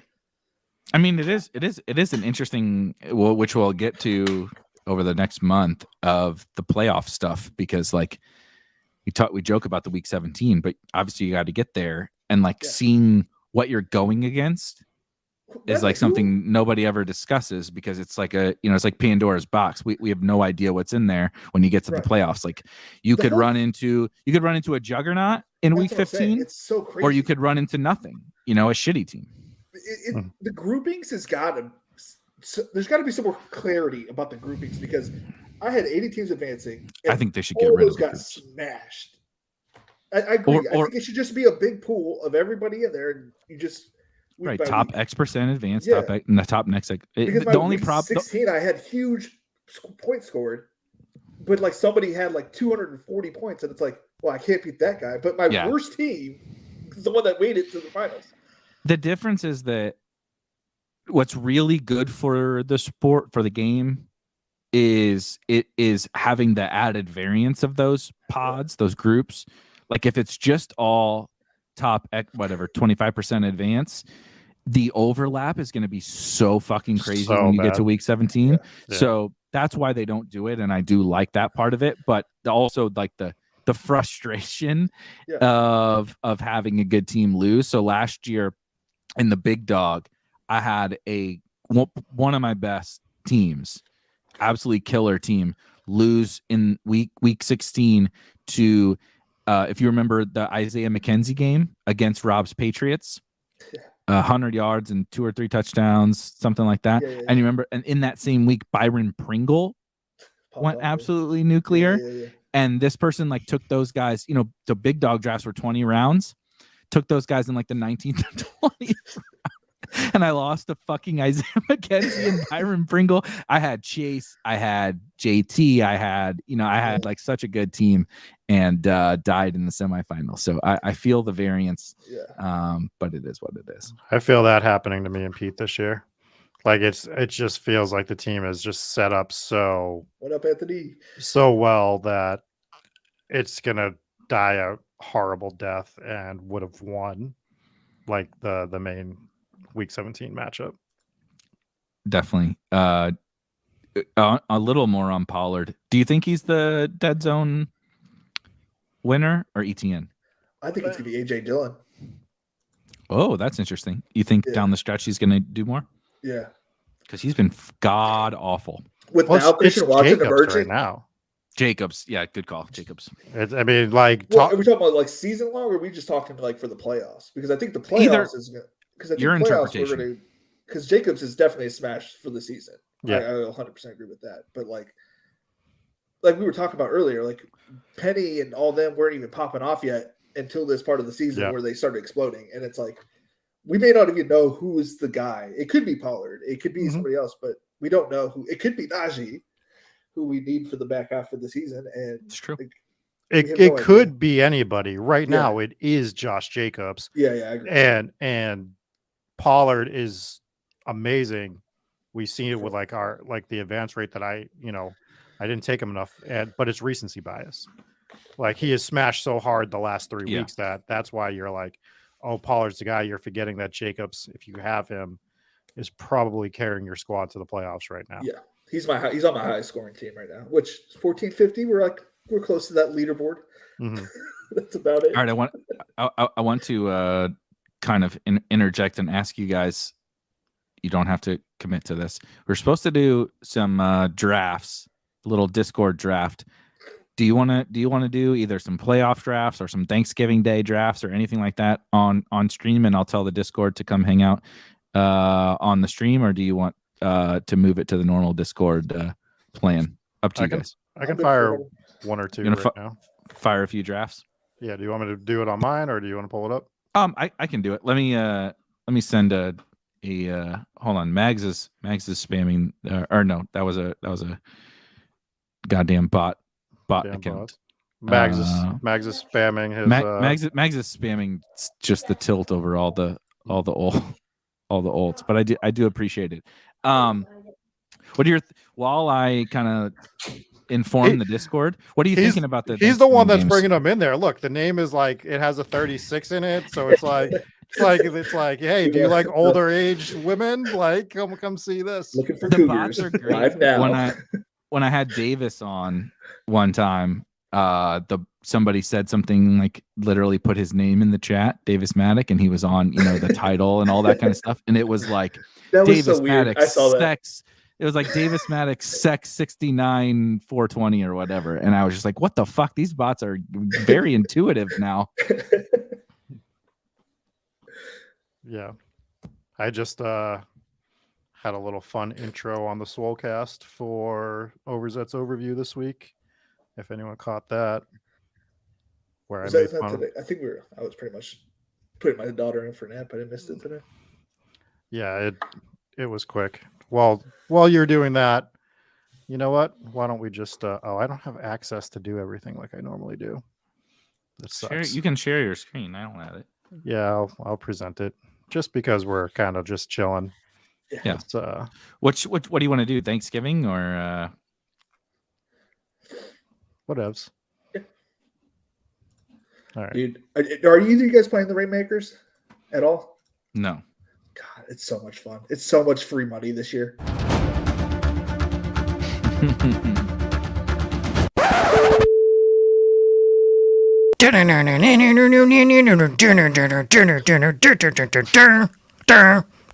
Overzet's overview. So that's what I did. Jesus Christ. Will they fire me is the question. We didn't fire you after you made a music video about week 17.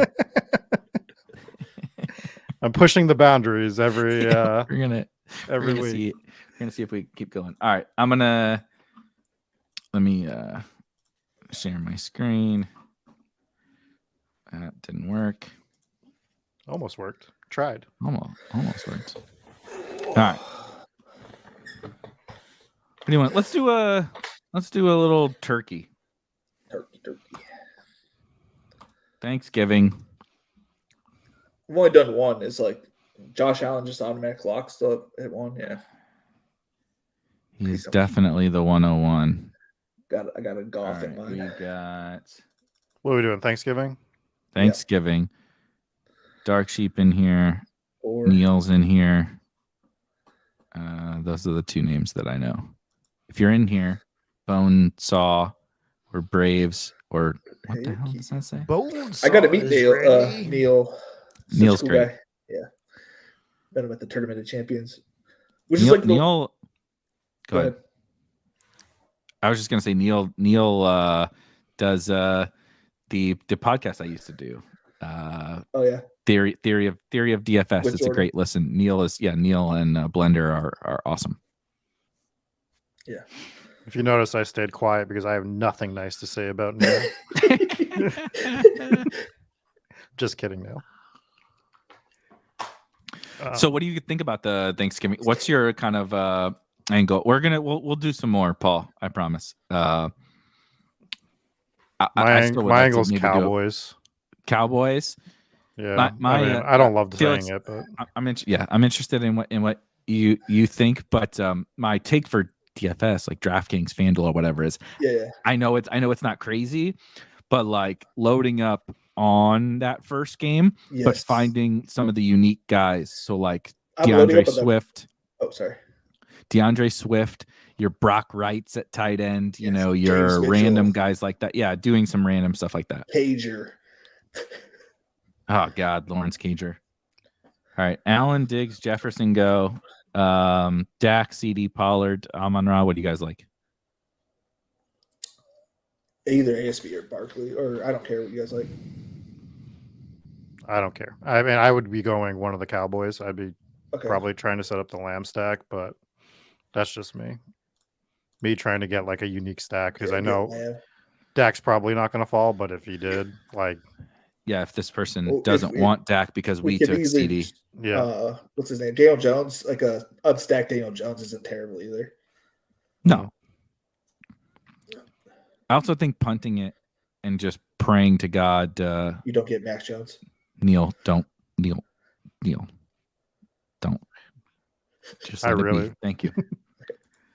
All right. Yeah, because I mean, like, this is already probably going to be slightly unique in this tournament. Yeah, and unique enough that there you go. Look, Paul knows. Paul's grinding the draft streets. Oh yeah, very well. So he knows that Dak CD's tough. So look at that. Printing EV. We're not going to win, but no, we got the Sklansky bucks. But when we do, I am sending that Venmo request immediately. 20K divided by 3 equals a pizza party. I think is what that equals. Who was doing the pizza party that they won the Herzig. I was like, is this guy serious? But because I don't really know him that well. That was so funny. He definitely. My guess is it's not like I've talked to him about it, but my guess is he didn't realize how it came. Like we've all done that where you say something or you're like, well, I'm just gonna have this big he probably was actually gonna spend like a shit ton of money on it or something like that, and he thought it sounded like I'm gonna have this fucking crazy party, whatever. But it sounded like like you're like elementary school pizza party. Leone's reaction on that show is still my favorite of all time. watching someone try not to be an asshole, but like knowing that he's like kind of being an asshole is that's so good. It was so good. It was one of my favorite moments of the off season. Okay, Jamal, Jacoby, Knox, Slayton. Do we want Knox for our Buffalo exposure? Yes. Yeah, I like that. I like that. That kind of makes Start sense. off our week really good. He gets like 2 TDs. Yeah. There's some cheap Lions bringbacks that I think are nice. I agree with that. Jay. So I'm telling you guys right now, I'm playing Swift in DFS. Yeah, I was just eyeballing him. I was hoping you didn't bring up his name so that Bonesaw can come and take him. I'm okay with it. It just reeks of the spot where, like, particularly again in DFS, maybe in this it's a little bit hairier, but like no one's gonna play him. Running back is awful. He's cheap. He catches passes, and he hasn't done anything in weeks. But they've won the last 3 weeks, and he's been banged up. Like when they fall behind in a game, is when he's going to actually start to do something. So I know Jamal is here. Yeah, no, I would rather have Swift. I would rather have Swift in this game. What do you think, Felix? Facts. Yeah, facts. He's the pass catching running back. It's a three. If they and especially they say they're bringing him around. If that is true, like it's a smash here. It's a 3-game slate, and there's very few players that have the upside that he has. Yeah. So I mean, it's just right, and you can get him in the fourth, maybe even 5th in these drafts, and on DFS, like on DraftKings, he's 5,600 or something like that, and he's not popular. It's like, holy shit, dude! You can get an Allen, Diggs, Gabe stack with him. You want whoever you want, you can get it with him. Like it's crazy. There's a very obvious play here. 10% on DraftKings Billy Maker right now. Oh my god, I'm sweating this out now. Man, Mac Jones looks. Oh, we can't go double quarterback. Oh, man. What about this draft? No, we cannot go double quarterback. This draft really hates. Oh my god! Oh my god! You have to take Damian Harris. 100%. You take Damian Harris here. Oh, it is this team. We're gonna win. We're gonna win 20 grand. Heck yeah. We have our Bills. We have our Lions. We have the Dak CD stack and Damian Harris. Yeah. God damn. Okay, so let's not fuck it up then. Who's the wide receiver here, right? Who's the second wide receiver? Raymond, Devontae, Richie James, KJ Osborne, Chark. Oof. Man, it's so ugly. It's really bad. I mean, is it? God, I wish Hawkinson wasn't on the Vikings. That would make Osborne such the easy play here. He does fit the Damian. So you either bring back to the Dak stack or pairing with Damian with Osborne. Did he just go? No. Okay. It's fuck. Richie James is getting a lot of work, but man, he's so like it's. He is getting a lot of work. But I kind of like Richie James. Wandale's out. Yeah, it's like he's gonna get any work that he gets, he's gonna get it. They're gonna get fucking railroaded, but he's just gonna catch a bunch of checkdowns. Yeah, somebody has to catch it. And maybe a garbage touchdown. Yeah, I think he's the right guy. Yeah, that makes sense. Ugh. What if Kenny Galladay is the guy you need? Yeah, Felix, don't put that evil on me. Please, God, no. Although I think he's on my highest scoring. I think he's on my highest scoring BBM team. Oh, it's all because of him. I like that team that we just got. That's a legit good team. Getting the Dak CD stack, getting a god awful Richie James bring back, but then Swift, Knox, and Damian Harris. Damian Harris is way undervalued, right? Yeah. And not just these drafts, but like everything in general. It's still like a split. I know it's a little bit Ramondre-esque split, but like it's still like a split. If Damian Harris came out and scored 3 touchdowns tomorrow, would you be surprised? No. I wouldn't. No. 47 yards and 3 touchdowns, 1 catch for 8 yards. He was crazy good. Like 8 carries for 65 yards and 2 catches for and like it's not just like he's getting it's not like James White versus Damian Harris. They're rotating series. So like Ramondre's getting a little bit more of that, but like if Damian just gets hot, I mean he could smash. I really like him. And Lamb, the cornerbacks for the Giants are just fucking getting terrible, like by the day. So it's like Lamb should eat this week, either that or Gallup. So hopefully, Paul, I haven't even looked at the fucking Sunday main slate. I haven't either. I'm grinding like a motherfucker this week for Rainmakers, the core world qualifier for the World Championship. I've been grinding that all week. So should we do you want to do a main slate battle royale draft or playoff? What else? One I can help you in, one I'm just literally. I know nothing about. I haven't done any playoffs, and I didn't advance any teams last year. If there's 3 of you in here that want to draft the main slate, like I said, I literally don't dead know. Money right here. And literal dead money. I would normally have an idea because I do the like rankings and projections that we do on Tuesday mornings for the main slate, but that's the Thanksgiving slate now. So like I haven't even fucking looked at the Sunday game. Though, like I said, the only reason I know the Dolphins play the Texans. That was the only thing I know because of the Lovie Smith quote saying he doesn't want to give away his quarterback because that would give the Dolphins a competitive advantage. So while we're waiting, some self-promotion. Did you guys see what I did this weekend? Maybe. I don't think so, but maybe. I won my seat to the World Series of Poker main event. Oh, yeah, that was awesome. That was awesome. Where did you win that? Awesome. Where did you win that? So I'm in a league with a bunch of friends. It's like 27 of us, and we do a year-long thing where we play 12 tournaments, generally 1 per month. Some months double up, and we get like some off. Doesn't matter. Basically, it's a scoring system. We all pay a certain amount of money, and you take your top 10 scores. And the last tournament was on Saturday, and I finished it off, and I got my seat to the main event. Amazing. Yeah, pretty exciting.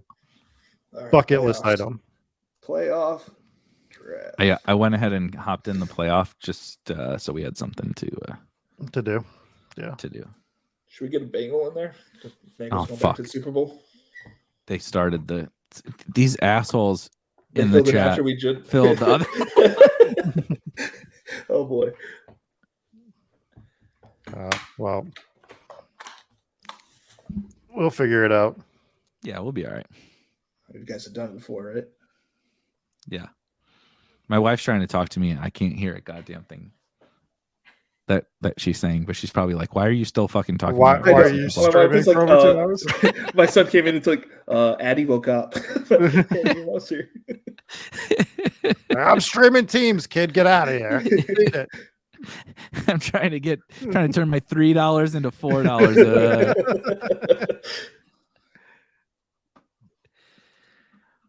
How are we going to attack this? Okay, we are playoffs. Okay, I'll have that. We pick sixth in the main slate one. So I'll try to McCaffrey 101, huh?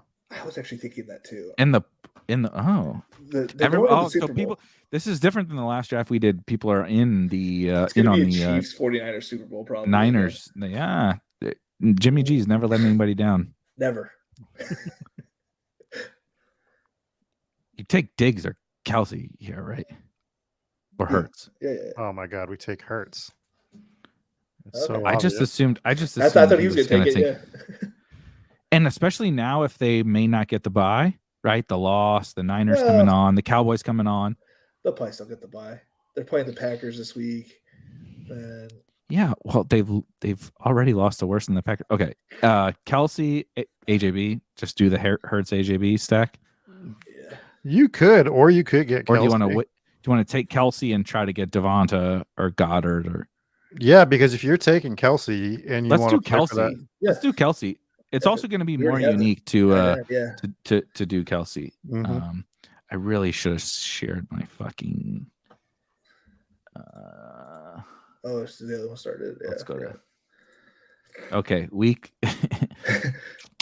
12. Mahomes sound good? Okay. Unless Mahomes, Andrews. Yeah, tight end. Okay. Yeah. Andrews. Because I personally like the Tampa Bay stack Okay, this week. fuck. We're on the clock in the other one. Let's take this pick. Who do you want here? I'll let you decide, Felix. Shit. What was it? Kenneth Walker. And get running back, and then we'll just worry about the other pieces later. Okay. Okay. What the fuck? Okay, there we go. Now we're back. I'm so confused. We're we took Mark Andrews and Ken Walker for the week 12 main slate. Okay. If you were curious, Ken Walker plays the Raiders and Mark Andrews plays the Jaguars. And then you're going to want like a Tampa Bay stack with like TB, Chris Godwin. Lamar's cheap in these. Yeah. We already have a quarterback. Yeah, we have a quarterback already. No. Oh, shit. Sorry. I was looking at the week 12. You guys tell me. I wasn't paying attention here. Who did we get? Devonta? Just go ahead and wrap up. I'm putting him in. Grab Miles Sanders. Grab Miles Sanders first. Miles Sanders, okay. Shit. Okay. Oh, hidden clutch. So we grab Miles, and then we grab Devonta. Beautiful. Perfect. Love it. We're good with Devonta? Yeah. Yeah. And that sets up our Philly full on. So now, here. we can still look at Quez or probably Goddard still around, but we don't have to take any more Eagles. Yes. Wait, Chase is still around? Yeah. I mean, they're kind of on the rise and yeah. Okay, never mind. I should have said anything. That's stupid. First rule. I know. Good job. It wasn't going to make him back another 10 picks, okay? I'm just going to click some guys in case some crazy shit happens. I mean, that Tony injury sucks, right? Like that really fucking sucks. Just kind of ruins everything. It's not just a that bad, hamstring. We don't, Okay, so we don't but- really know. but it's like it could linger, and it's Yeah, Kadarius Toney and a hamstring. Like, it's the Friday the 13th movies in the 80s. We've just seen it too many times. Yeah, Lamar makes sense here. Lamar too. here, right? Yeah, it makes sense. Okay, then who we can Chris plan out Godwin- our. is Chris 'cause we're Godwin on the still clock available? in the other. On the clock in the other. I'm gonna let this run out and flip over. No, we still need to make another pick there. As I well. know. Okay. I know. Okay. Oh no, I lied. Fuck, I'm an idiot. Sorry. I thought we were on the clock in the other one. Yes. Is Chris Godwin still available as well? Let's look. I think he's gonna tear it up this week. I love Chris Godwin, so Wait, you're not is gonna this- get it. Oh, this is the right. Yeah. Okay. This is the week Yeah. 12. I was like, wait So a we minute. have Lamar, Ken Walker, Godwin, Andrew. That's fun. That's a fun That's a team. fun. That's a fun team. Okay, now we're on the clock in the wild card. Goddard is around. Kittle, MVS, T. 5 seconds ish. MVS, I think, is the play here. Yeah. MVS. Yeah. Yeah. Okay, so we currently have Hertz, Miles, and Devonta with Kelsey and MVS. So we're set up for that one. Then do we want to start with 2 more AFC pairings? Is that what we want to do? Well, do you want to 3, grab 2, Goddard 2, 2? now? Do you want to do 4-3-3 or 3-2-2-2? Such a silly conversation, but I like it. I know, but it's important. Do you want I think 4 we're Eagles for- and two AFC teams, or 3 Eagles and 3 AFC teams? 4-3-3, I think is the Yeah, I agree. Let's go Goddard, and then just because of the player that's left. Yeah, Goddard is a smash. Why the fuck does Goddard go in? I guess he's hurt, but like he's hurt in week 11. yeah, he's The coming playoffs back are before not he's coming back 2 before the months. season ends. Yeah. Yeah, I think 4-3-3 is the play here. I think if Goddard weren't there, you go 3 because Do we worry about both of these teams having a bye week 1? not anymore. We don't. We pray. If they start losing a little bit, I guess. Yeah. Well, who's but- Philly potentially losing the bye to? San Fran? Yeah. But like San Fran's got to win out, which Yeah. they can, but they have to win out. They're like 500. So do we go with San Right? Fran as the secondary stack? No, there's a team that's close to them, right? Dallas. Dallas, right? Dallas. Yeah, Dallas. We might want a second quarterback. I don't know. Yeah, Dallas has to beat them. Okay, we are back on the clock. Week 12, we have the Lamar Andrews stack with Godwin and Ken Walker. The Kirk bring back? Kirk bring back. Got to Yeah. be Kirk bring Yeah, back, let's right? do it. Yes. Hell yeah. And then We have an RB on this team? Yeah. oof, yes, Ken Walker. thank God. Yeah. Good thing you met. If Lenny, what do you think about Rashad White if Lenny doesn't play? Well, we have That's fine. Godwin, but it's like if it's a Oh, blowout, we have Godwin. Yeah. Oh my We could God. take Amari on we the can take Amari opposite and side of bring Godwin. back. Yeah. Yeah. I don't really like the play, but it's like, Yeah, it's whatever. yeah. I'm never going to get mad about Godwin, so Yeah. it works. And we're back on the clock in the playoff draft. Okay, so you're out on the Chargers. Yeah, I mean, no faith in my team ever. I'm gonna put Yeah, Tony in the queue. because Tony's our other Kansas City. Tony's the player. third chief, which means we need another group of an AFC team. And I do think ideally the third group of the AFC team has a quarterback Hmm. God, it's to save ourselves from the yeah. Eagles. You know bye. who it is, right? Who? Is it Tatum? The fucking Titans, not the Yeah. Titans. Oh It is god the damn Titans. it! They are going to make the playoffs. You're right. Is it? This is- Oh, God. Yeah, it's Anybody Tannehill. else? Yeah, it's Tannehill. It's Tannehill. Oh, it's Or Mac. It's Mac Jones, man. Fuck out of here with Mac Jones. It's not Mac Jones. We're about to have a Tannehill, Nick Westbrook, Akine, Austin Hooper fucking team. I've been shitting on Traylon Burks all year, and he's gonna be on this team. When the hand in the dirt bros make fun of the structure bros, these are the teams that they make fun of. Oh, I needed to have a second quarterback and a second team, so I drafted Ryan Tannehill and Nick Westbrook-Akine. And why did you not win the playoff best ball contest? Because you drafted Nick Westbrook-Akine. You shocking development. We were all surprised at the results of this team being the worst team drafted in the entire thing, as the Chiefs and Eagles got buys, and we tried to sneak through the first round with a Ryan Tannehill. You have three Westbrook-Akine stack. 3 players in the first round: Ryan Tannehill, Nick Westbrook-Akine, and Austin Hooper. We don't know how we scored 12 points.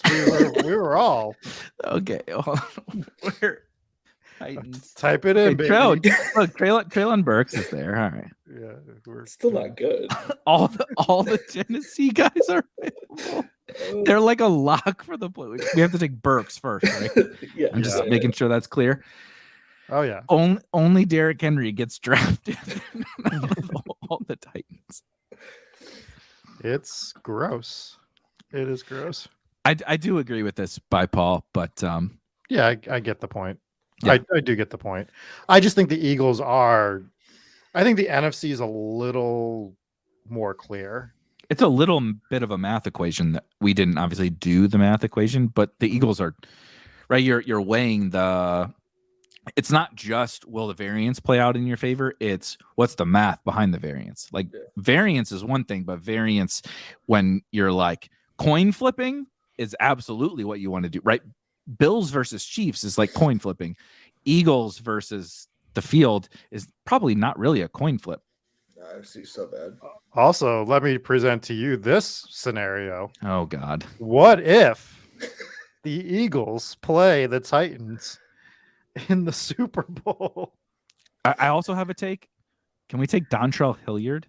Yeah, I was about to say that. It was him or Hassan Haskins, but Hilliard makes more sense. Because we only have one running back. Yeah, do it. Not that like matters for the first round. He puts up like random 40-yard receiving touchdowns all the fucking time. He scores touchdowns.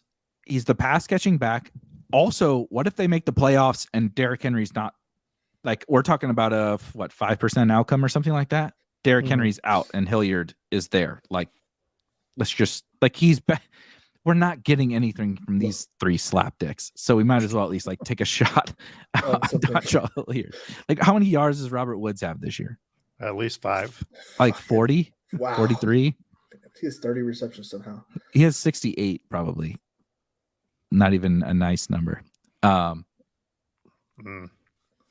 It was fun till we had to draft Titans. I really liked it. It's so funny that him and it was going so great. Robert Eagles Woods and Chiefs is beautiful. Like Eagles and Chiefs is exactly the dream, and then you get forced into.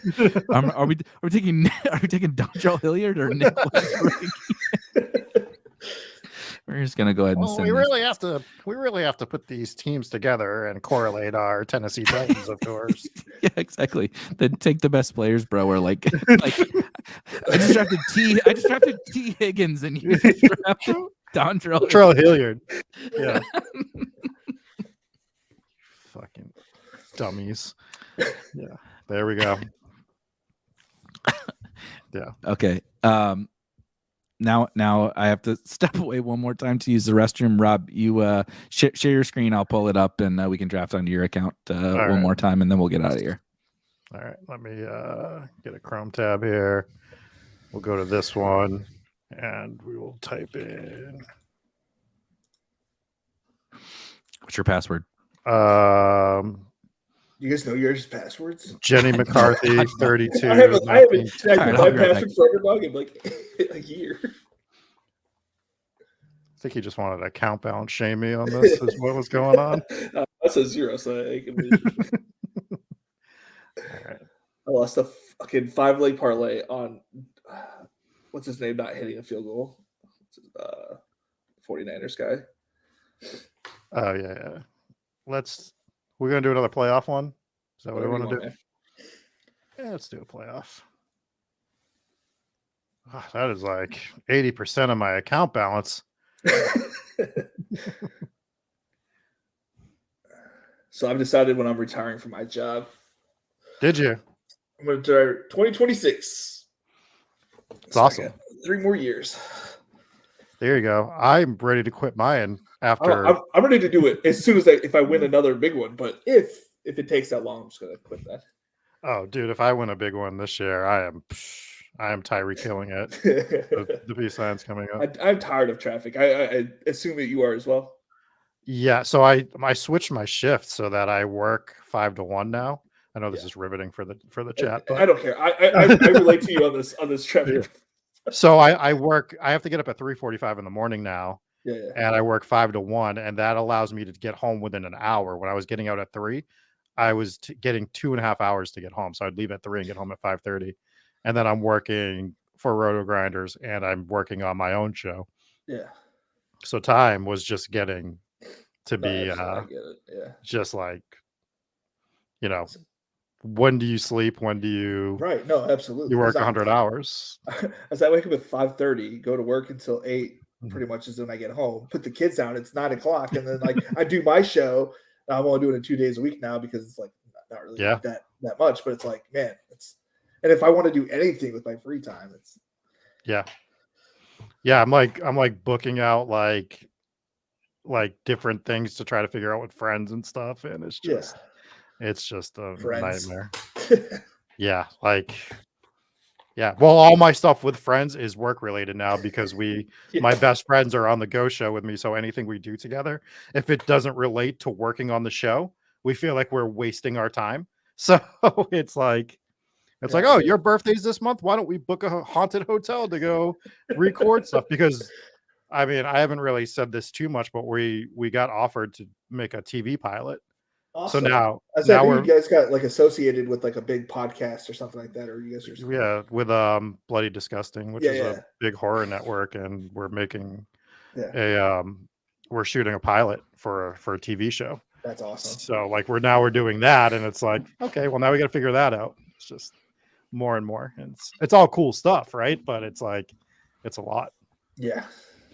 And I will probably drop dead from a heart attack in about 4 months. And the life expectancy for men is 70. So we're probably, hitting our midlife crisis around this time in our lives. Right. Thanks for that positive vibe on Thanksgiving. Yeah, Jesus Christ. Man, it's crazy though. That's why I'm already retired in a couple of years. I want to live the list of the second half of my life. Doing fun shit. Yeah, doing some traveling. Yeah. Seeing some places. Going to Greece in a couple of years. So I might be. So my friend's wife, Jesse's wife, her family is from Greece. And they own houses there. So when they go, all I have to do is buy a plane ticket and I have a place to stay. We're going to do a cruise. Nice. What up, Dennis? Definitely Dennis. Where? Oh, yeah. Well, his name used to be Danica, but it was his daughter's account. And so he finally switched it over. I thought you meant his real name used to be Danica. No, his YouTube name used to be Danica, and he switched it over. So we need 2 more for this. I like that it's definitely Dennis. He's making sure that everybody knows that it's not Danica. It is definitely Dennis. It's like when you go to those houses that are for sale, and it's definitely not haunted. It's no, I know your tricks. I know these tricks. We'll see if we can get 2 more. If not, I can switch over to the daily. I can hop into the. Let me see what the contest offerings are. I'll share my screen too. You just let me know if this fills. Yeah, I'll let you know. Yeah, so that's this was all a play just to account shame me. That's what it was. What are you poor? Oh, you don't have any money. You don't have any money in your account, dude. The swings are brutal in the old account balance. I've been playing a lot of pick'ems. Same here. Caught me on a good day. We had some winners. We had some winners yesterday. Sometimes we would have had to deposit before the stream, just to not look bad. Well, the thing is you put so much money into it, and like you said, it doesn't pay out till January. So you are depositing a decent amount because of, did I play $6,000 worth of teams? Probably. And it's just sitting there. When you put 5 figures into best ball or whatever, it's What do you want me to do? Leave more money on the site? Like, come on. We're full, by the way. Oh, okay. Let me go back to yours. And we'll do, if you guys are cool, we'll do one more Thanksgiving after this and be done. Yep, sure. And we can do it on mine. We'll flip over after, so Rob doesn't have enough money for Thanksgiving draft. That's right. Poor AF. Fuck off, Paul. Paul wins. Dude, a tournament, and all the Bash Bros are just killing it, man. Every 3 days, Paul wins it. Paul is, in my opinion, the pound for pound best battle royale player, and one of the best pound for pound best ball players. Yeah, the guy just destroys everything battle royale. The baseball with you guys, with Nev and Numi and all them, I felt like I saw a winner every single fucking day. Yeah, that was a really fun run, and I try not to too much toot our own horn, but like, oh, you toot that thing. The rankings and stuff like that we put out, and Paul. Please don't say that again, Felix. Paul was.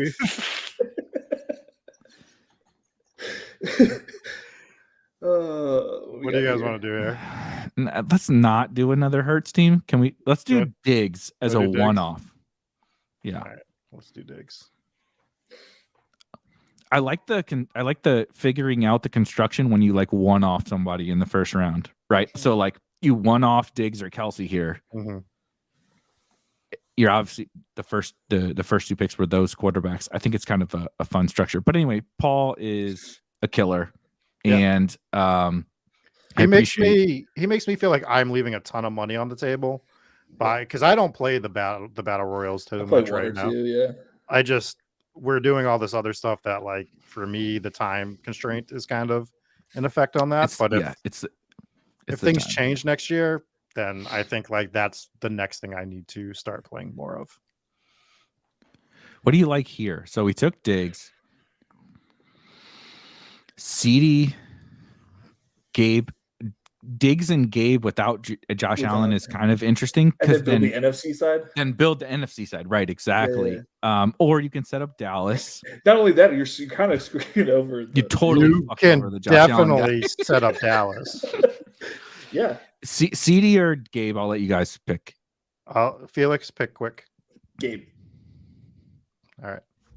I like this. This is a fun structure, building kind of like backwards to the front. You're like, okay, let's get our Bills and then let's figure out our NFC.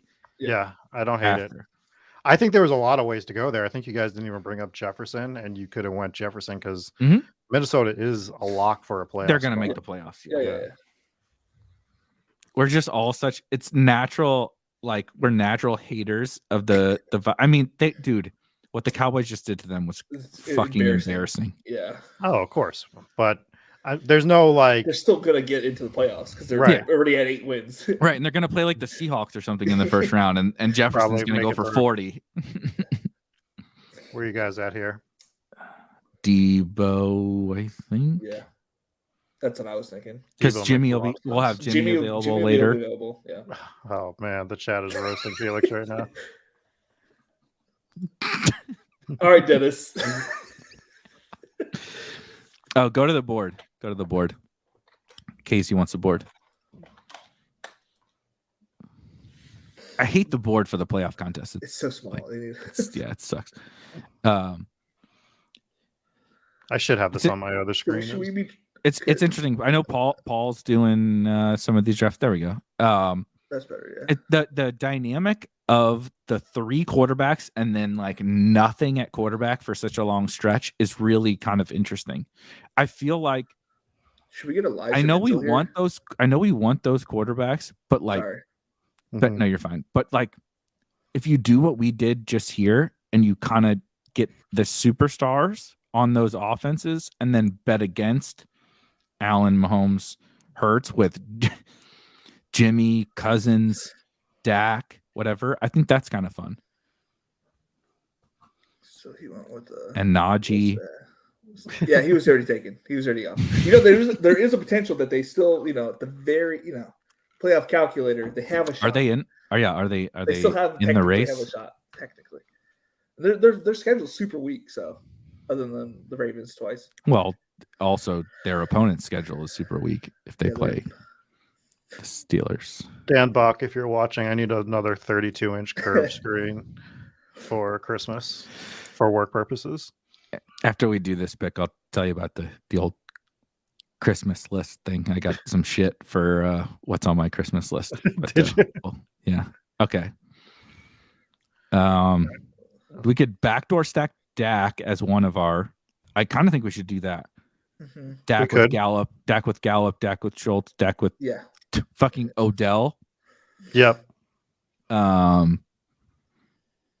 Yeah, I think Dak here. Dak Odell, yeah. Unless it's Devonta, but we obviously wouldn't have a quarterback with him. No. There's a chance Devonta falls anyways, and Kittle falls. Or maybe Kittle falls. So anyway. Actually, so this is where we fucked up. Sorry to interrupt. But everyone behind us had a quarterback already. Yeah. The spot would have been to wait on Dak and grab whoever else we wanted. You're right. I didn't look. I didn't either though. I mean, it's not just you, it's all of us didn't pay attention. Yeah. Well, he's already got two. He took I guess he took Lamar anyway.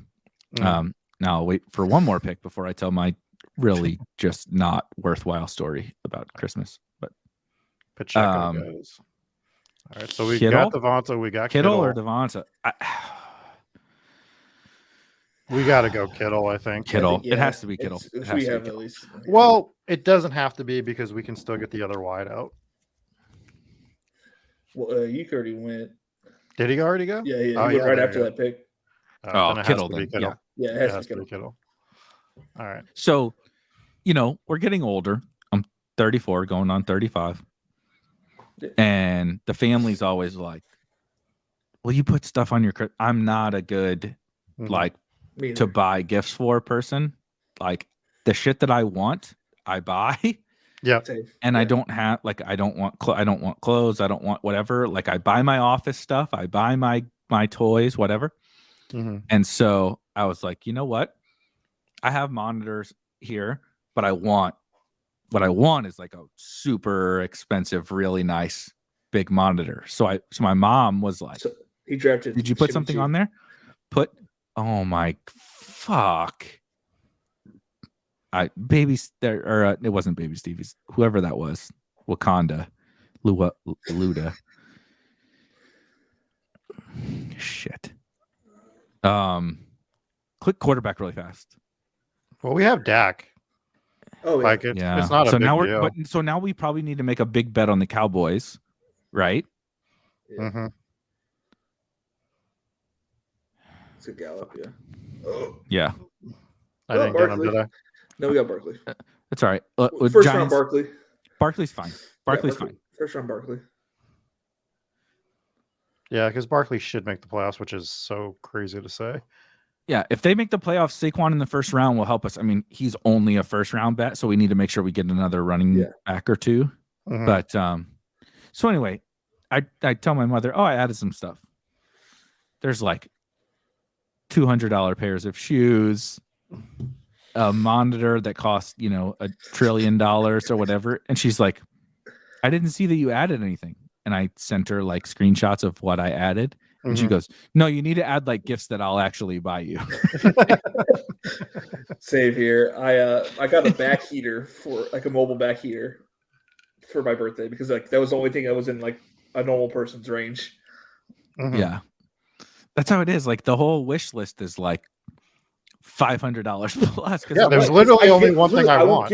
You want to know what I want? It's all the expensive shit that I don't want to splurge on myself. Yeah. Like the $100 stuff and below, I just buy it myself when I want it. I was like, Mom, can you get me a $1,000 Rainmaker card? Because that's what I really want. Yeah, exactly. No, okay. Can you buy me some packs of Rainmaker? Can you buy me some packs of Rainmakers? Airdrop me some Rainmakers packs, please. I'll show you guys what I want after this draft. Like, there's one thing I want, and it came out this last weekend, but to get it was like Taylor Swift tickets. No, that's close. Will you buy Taylor Swift tickets next year if you win BBM? I'm not a fan. Would you resell them though? Oh yeah, to the resell best part them? was that those tickets were resold before they Yes, correct. even. So silly. All right, Okay. boys. What do we need here? We need another running back. So we have We Niners need are more good. Dallas. More Dallas, but we also need more. We're counting on Diggs Gabe, but then we need James Cook is the running back. shit. Pollard and Zeke are both gone. Yeah. Naheem Hines. Elijah Mitchell. Mitchell. All right. Playing Just because CMC gets hurt maybe we're- before the preseason. this team's fucked. This team's terrible. Well, it might make it out of the first round because it has people playing in it, but like, yeah, it does not shot the top prize. Yeah, we're not going to win. The running back thing hurt us. Well, do we have any interest in Schultz or Noah Hines or James Cook? Yeah, we have to have Hines or James Cook on this team. Yeah. In order to be live to win. All right, so I got Hines queued up. What do you guys prefer? Do you prefer Hines or Cook? Felix, what do you think? You're asking me between these two shit kids. I would go James Cook, but I don't feel great about it. Let's do James Cook. All right. Grab Cook. Smidge lower. He's super explosive. Like, it's just he's not getting. He looked good. He looked good on Sunday. He looked really good on Sunday. Which is Schultz will be nice. Schultz will be nice here. I think you can Galbrain Odell if you really want to get crazy. I think you can Galbrain Odell. That's not that bad either. He has an ADP. God damn. Yeah, we had to figure that was going to happen. Yeah. Good pick, Luda. Luda, show yourself in the fucking chat. You took Jimmy from us, and you just no one snipes Odell from someone if they're not watching for no reason. Schultz, it is. We don't even know that Odell can walk right now, and you just fucking took him. All right, so Dak, Barkley, Mitchell, James Cook, Stephon Diggs, Gabe Davis, Debo, Kittle, Gallup, Schultz. Like, it's not awful. No.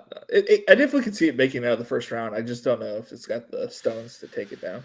This is an advance rate team. Yeah, high advance rate, guys. High advance rate. Well, the first round for sure, because like theoretically, all these guys should be live in the first round. Right, and 99% of these are going to go to the playoffs, probably. So yeah, it's not dead. It's not dead. It's just it could get Gabe Davis. You know, we just have one huge play from like one of these players. If Dallas and the Bills playing the Super Bowl, it's actually very live if Dallas and the Bills playing the Super Bowl, but it's drawing pretty thin. Yeah. I'll do mine. So what I want for Christmas. Oh, let me reshare. Rob, keep it on that. You can. Oh I have it my in my God! hand. What the hell? So these Jordans just came out for the first time in years. These are my original sneakers. So I want the. You were a kid? Yeah, these are my very first pair of Jordan. Like my first sneakers were the Air Jordan 1s. So these specific ones just came out. Like those Saturday. Were your shoes? These are mine. Yeah, these were mine when I was a baby. Okay. Yeah, these are my first pair of sneakers ever. So they just came back out this Saturday, and they're already $420. But that's the only thing I want. So we ship a tournament, boys. Those are the first things I'm buying. Fuck yeah! So I used to work at Finish. I used to work at Finish Line. I actually walked by you one time. You were working. And I was like, "Is that Eric working in there?" I'm like, "I'm just gonna keep. I'm going to GameStop, whatever that was over by this one." Yeah, Felix knows.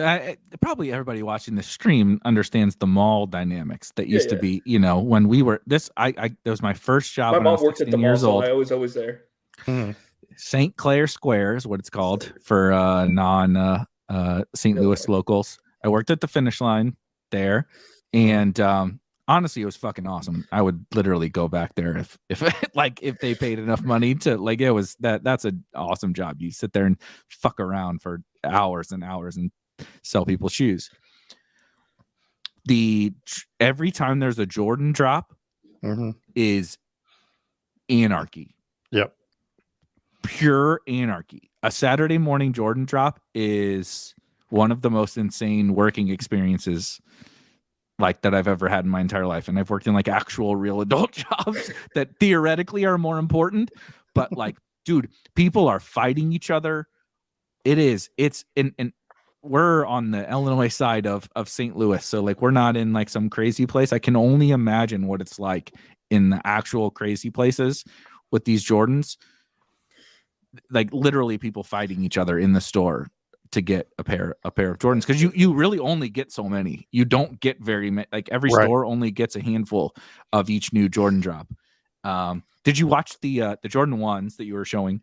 Yeah, I have a screen share if you want to pull them up while we're talking. Yes. Did you oh god damn it. Did you watch the when Jordan talks about it in The Last Dance? When he brought these shoes back, and they're so goddamn uncomfortable that his feet are bleeding when he's wearing the shoes. I never owned any of these, so they're uncomfortable. I have to put like different soles in them now. They're from like 1990. They didn't like create a different version of it, like where they're actually comfortable or anything? No, they're still relatively uncomfortable, but like literally I just showed you, these are my first pair of sneakers. Like that's why I have to have them. So you buy them in the adult size or the children's size? Oh, I want the adult. I want to wear them. Just kidding. I want to wear them, bro. Like I have a friend for your future kids. So that's funny that Paul says his best job ever was at Blockbuster. I was a store manager at Blockbuster in my youth. When I was like 19 years old, I ran the last profitable Blockbuster in my area. And the only reason we were profitable is because I actually stocked the candy and sold it at like a crazy markup and made money off of that. It's the only reason my store made money.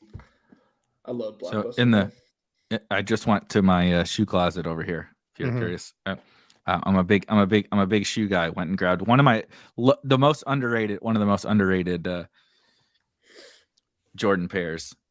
I bought the Nike Pegasus for the Chargers, and they're actually really comfortable. Future anybody who's looking at shoes. The Pegasus are nice. Yeah. I like the Pegasus. I'm a shoe guy, as we're clearly. I have two pairs, so telling here. Jesus Christ, you won $1 million fucking dollars. Get some shoes. Okay. I thought it was bad that I only had like 9 pairs. Like I have a lot. There's literally my shoes. the wife gets all the space in the main closet, and so down here in the office closet's where I get to store all of my shit. Casey's got some $10 Amazon shoes he wants to put on stream. I bought Amazon boots once just for winter boots. And it's like walking on fucking seesaws. They just fucking rock like this. I'm like, what are these things? I'm never buying anything on Amazon ever again. Amazon is the absolute worst. You can't get, if you try to search and find something, it's all their shit for the first so long. They're just trying to sell everybody else out. Yeah. Those Amazon Essential shirts, like I just grabbed a pack of the black V-necks, are the worst clothes I've ever bought in my life. You got to go to like the 3rd page to find something that's actually decent quality. That shit got trashed quick. One more playoff or a Turkey Day? Turkey Day or the Sun. Let's do Turkey Day. It's Thanksgiving. Yeah, let's do it. Is this only $3? Oh no, $5. Rob couldn't afford this one. I thought it was only $3. How fucking dare you? I have 0 in mine. I can't say nothing. Hey, full. Dude, I'm telling you, there was a point yesterday when there was 0 in the account. It's just all the pick'ems hit. That's the reason why. One field goal from Robbie Gould. Just one field goal in the second half. The Arizona defense could not stop them at all. Oh fuck, we got all the sharps in this draft. Paul's in here, Dark Sheep's in here, Lori in here, Feed the Beast in here. Sorry to the metronome. The unbadged. Maybe you're a sharp badge, man. Yeah. I'm still a black badge. It's okay. I was there, not that long ago. I was actually sad when I got the badge. I was like, I don't want the badge. I want to fly under the radar. Like I like flying under the radar. Well, too late. You stream Best Ball. I know, right? And you have a pretty prominent name. King Coakley is like a very easily recognizable. Not clearly name. Because someone thought I was in like one of Overzet's there's like a King something, King Co. It's King CO. They're like, I was actually watching this stream and I was getting accused of like multi-accounting and stuff like that. I'm like I don't even have enough money to do enough what I want to do on my account. You think I'm multi-accounting? He couldn't even afford a fucking Thanksgiving And how Day stupid draft. would you be to put the What are we same doing fucking here? name? Fucking He's not exactly. He's not Chipotle addict. He can't. Yeah. He's got $4 in his account. Oh wait, that guy is in every one of like the DFS things I ever do. Him or the Chipotle. Yeah, like I was trying to like, get Rainmaker cards, and it was him. Like McLovin is always in those things. I'm like, I just want some Rainmaker cards. Get out of here. Yeah, it's you're a millionaire now. You're competing with all the other fucking millionaires I'm for playing a Rainmakers. $33 tournament. It's not. Yeah, It's 1v3. Okay, Diggs again, or oh no, this is we gotta take Diggs. Yeah, we gotta take Diggs. Yeah, Diggs. How is Diggs here still? Thank you, Feed the Beast. See, somebody was trying to get that CeeDee Lamb Dak stack, and it just got snapped up. This is interesting. Amon-Ra bring back, or I do like Amon-Ra. I do like Gabe Davis for this team too. I was thinking the exact same thing with do you Davis. do you stack Josh without him? Because like that's also going to be kind of unique. Get a punt quarterback with Gabe, like a Daniel Jones type, and like cheap Lions bringbacks instead. Yeah. Do you want to do that? Yeah, let's do that. We're Galbraining it like round 2. I mean, you don't win these contests where like every lineup is so much the same. Yeah. Yeah. Sorry to whoever has Josh Allen, idiot. Yeah. Way to draft it first overall. Look who it is. Oh, it's Paul. That joke worked out perfect.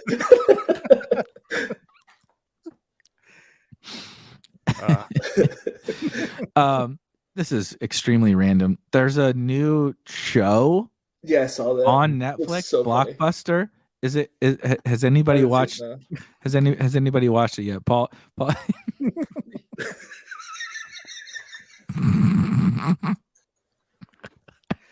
He was like, "Okay, I'll at least get Gabe." Like, I'll at least get Gabe. He gets Knox, right? Yeah. Hey, Paul. Happy Thanksgiving, buddy. Love you. Enjoy that fucking stuffing. All right. Did we take Knox? Just continue. You know what? Actually, he's gonna go. I would assume. What is Knox is already gone. But dude, taking Singletary and onslaughting, That's what I was thinking. Yeah, is like what is not an absurd strategy, and being like the Bills are going to score a ton. But okay,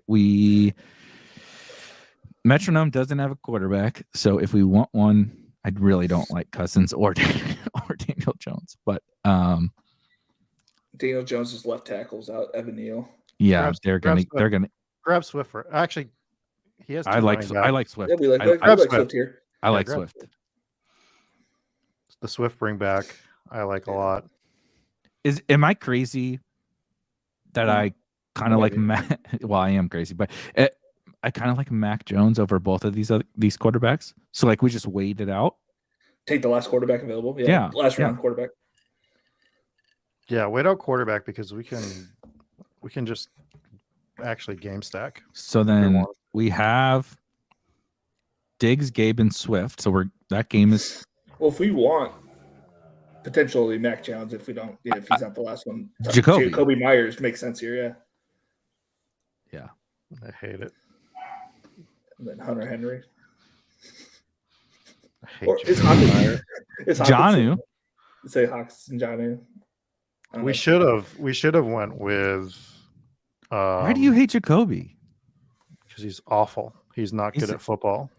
He's the best. Okay, that's a little extreme. He is no joke. He is the best point per dollar projection in our projections for tomorrow. I'm looking forward to him getting 5.5 points on this team. Oh, he's going to catch 4 balls for 46 yards. Yeah. I mean, that's just who Jacoby Myers is. When are they bringing Zappy back? Hopefully soon. Oh, man. Hopefully not too soon.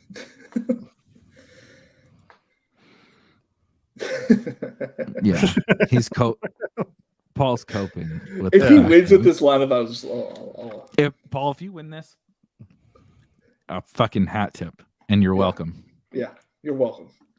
Paul watched The Secret. He's learning from renting it from Blockbuster. He's learning the theory of positive thoughts, wishing what he wants based off of improbable odds.